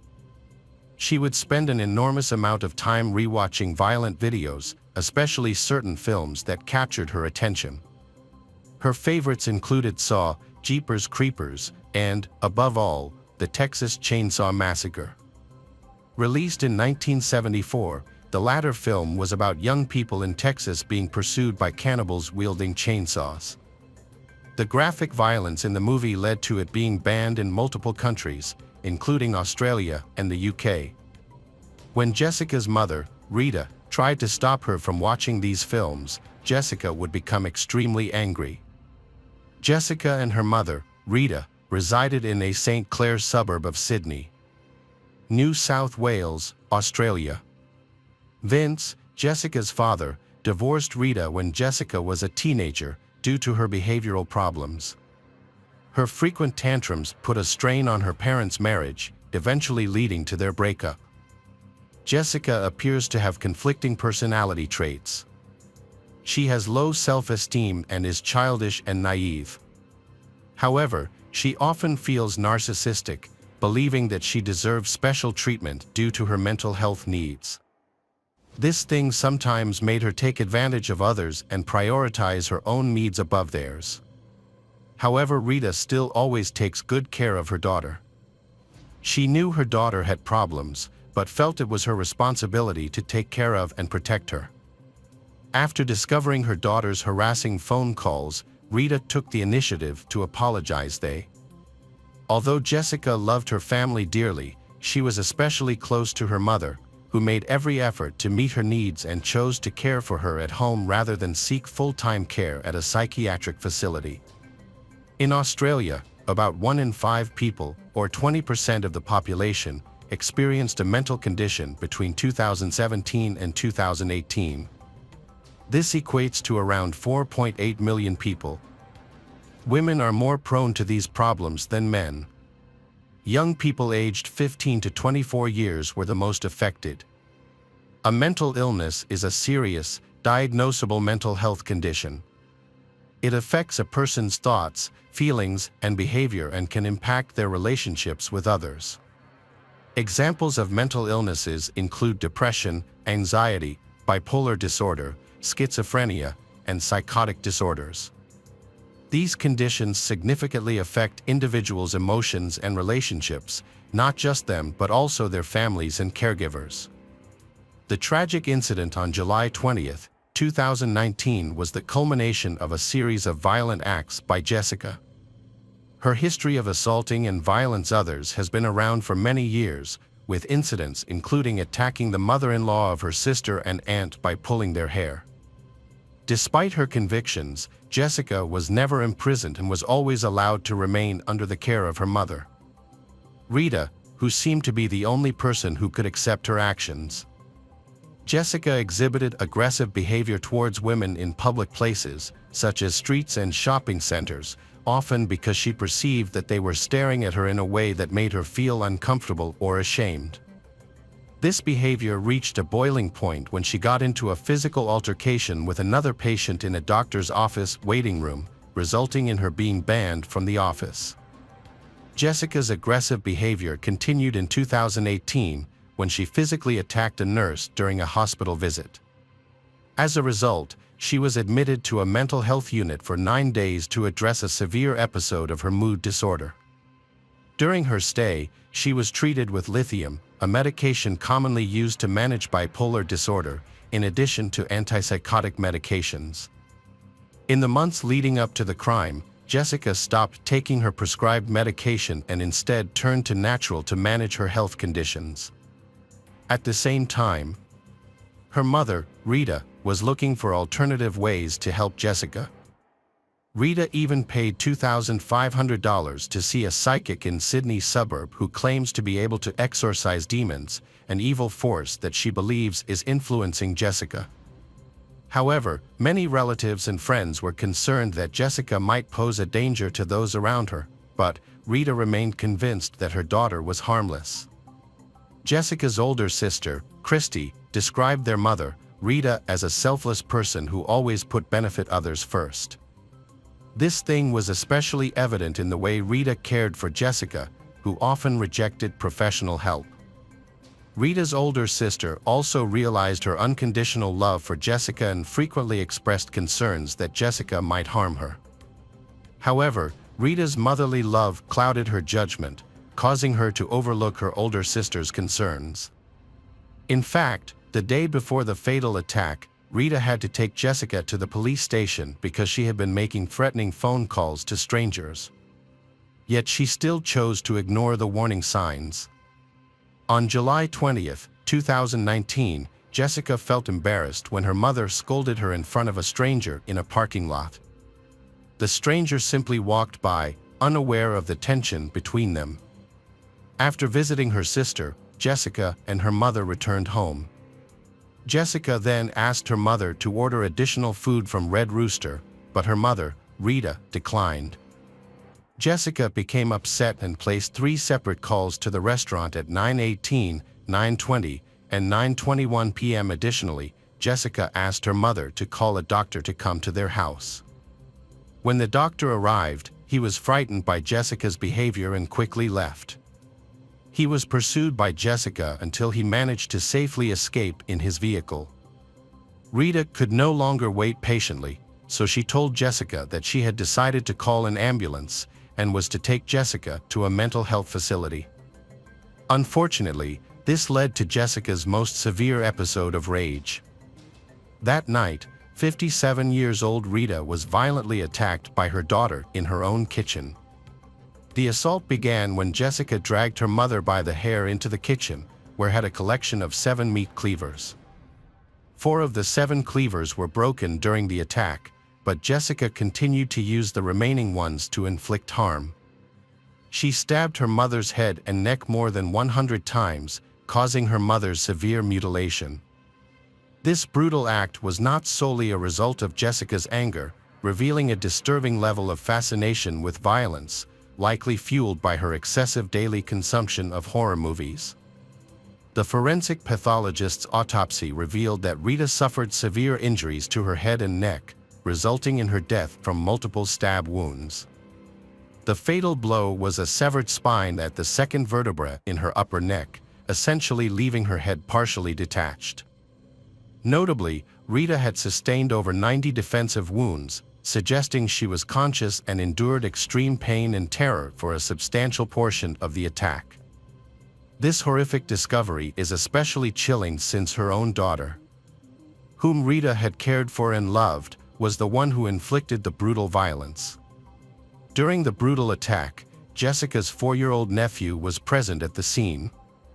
He was the son of Jessica's older sister, Christy, and had been in Rita's care for a few days. The young boy witnessed Jessica attacking and beheading his grandmother. When he attempted to intervene, Jessica accidentally inflicted a minor head injury on him. The traumatic incident caused the boy to vomit, further adding to the horror of the scene. Jessica called the emergency number from her mother's cell phone after fatally hurt. During the call, Jessica claimed she acted in self-defense, stating that her mother, Rita, had attacked her first. This led to Jessica defending herself by stabbing Rita multiple times, eventually more than 100 times, and then beheading her. Following the incident, Jessica disposed of Rita's head in a nearby neighbor's yard. Upon arriving at the house in St. Clair, Sydney, New South Wales, police found Jessica outside. Her clothes stained with blood, holding a water bottle. What's striking, however, was Jessica's reaction to the situation. Rather than displaying remorse for her actions, Jessica expressed concern about her own future. She asked police officers and later detectives if it was possible to reattach her mother's head, seemingly holding onto the hope of a miraculous medical help that could bring Rita back to life. A police officer questioned the practicality of Jessica's plan, but she remained optimistic, believing that medical professionals could work miracles through surgery.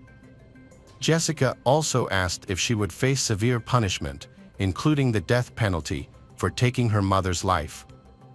The officer informed her that Australia does not impose capital punishment, which brought her a sense of relief. Jessica then confessed to the police that her idea to decapitate her mother had originated from the horror movies she frequently watched. A disturbing conversation was captured on a police officer's body camera when they arrived at the scene at 11:43 p.m. on July 20, 2019. Upon arrival, first responders were met with a scene they described as one of the most horrific they had ever seen. The following day, July 21, 2019, Jessica appeared in court and chose not to request bail. According to a friend, this decision was not unexpected, as Jessica likely lacked understanding of the bail process. Jessica Camilleri was found guilty of manslaughter in December 2020 after a trial that focused on her long-standing mental health issues. Initially, she had pleaded not guilty to murder, citing her mental health reasons as a reason. In early 2021, she received a prison sentence of up to 21 years and 7 months, with a non-parole period of 16 years and 2 months. This means she will be eligible for parole on September 19, 2035. Christie expresses her grief and shock, revealing that her younger sister Jessica was responsible for their mother's tragic death. While hesitant to forgive Jessica, but Christie expressed hope that Jessica would receive the necessary support and care in prison. This thing helped Rita could finally rest in peace knowing that her daughter's needs were being met, something that had failed to happen during her lifetime. The judge in the case offered counseling to the jurors, acknowledging that the harrowing evidence they had heard would likely haunt them. The judge said that during jury selection, several individuals had refused to participate in the trial. She also stated that Rita's murder was one of the most serious murders the court had ever seen. She described it as a particularly heinous crime and horrifying because it occurred in the victim's own home. During the trial, Jessica's lawyer revealed that she had expressed remorse for her actions in a letter to her family. In the letter, Jessica acknowledged that Rita had not provoked her and took responsibility for her mother's death. Jessica was evaluated by a psychiatrist who noted that she often lacked facial expressions when communicating with others. Although Jessica showed limited emotions, she did not exhibit signs of schizophrenia or hallucinations. The psychiatrist's conclusion was that Jessica required long-term, comprehensive mental health support to manage her risk factors and address her underlying issues. Jessica was incarcerated in the strictest unit of the women's section at the correctional complex. Throughout her time in prison, she continued to engage in problematic behavior.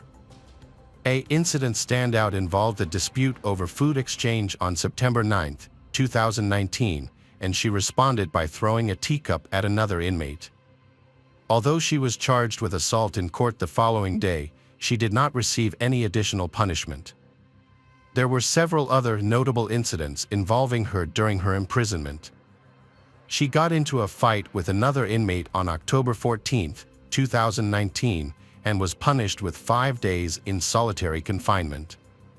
Additionally, she disobeyed an order on November 3, 2019, and damaged property on July 31, 2020, resulting in a fine of $200.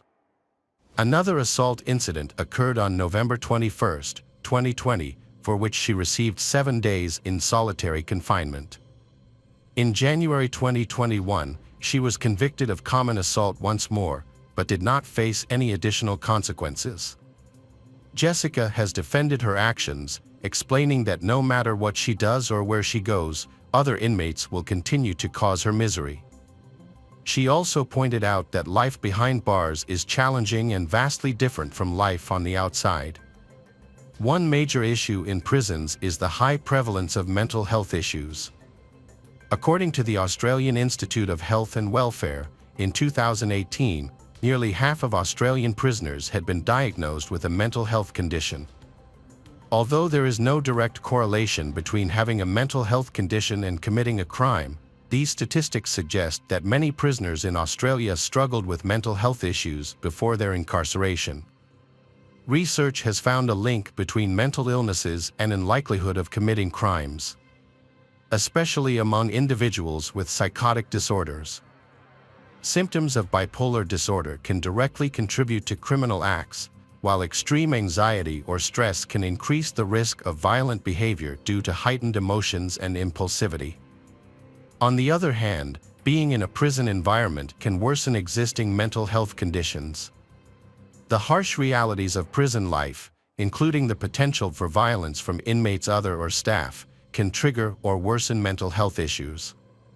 Prisons are considered especially inhospitable environments for individuals struggling with mental illness, as reported by the Australian Policy Development Centre. A significant decision was made in the Sydney Supreme Court on May 15, 2023, in the case of Jessica. The court, consisting of Justices Peter Hamill, Christine Adamson, and Richard Kavanagh, decided that Jessica's case should be retried due to exceptional circumstances. A significant factor in this decision was Jessica's unusual behavior following the crime. After beheading her mother, Jessica carried the head into the street and asked emergency services personnel if they could reattach it. This action showed that Jessica's understanding of reality was severely impaired. Several mental health experts, including psychiatrists and a psychologist, testified about Jessica's mental health. Their findings indicated that due to her intellectual disability and autism, she had difficulty distinguishing between right and wrong. As a result, Justice Hamill decided to re-sentence Jessica Camilleri to 16 years in prison, with the chance of parole in 12 years.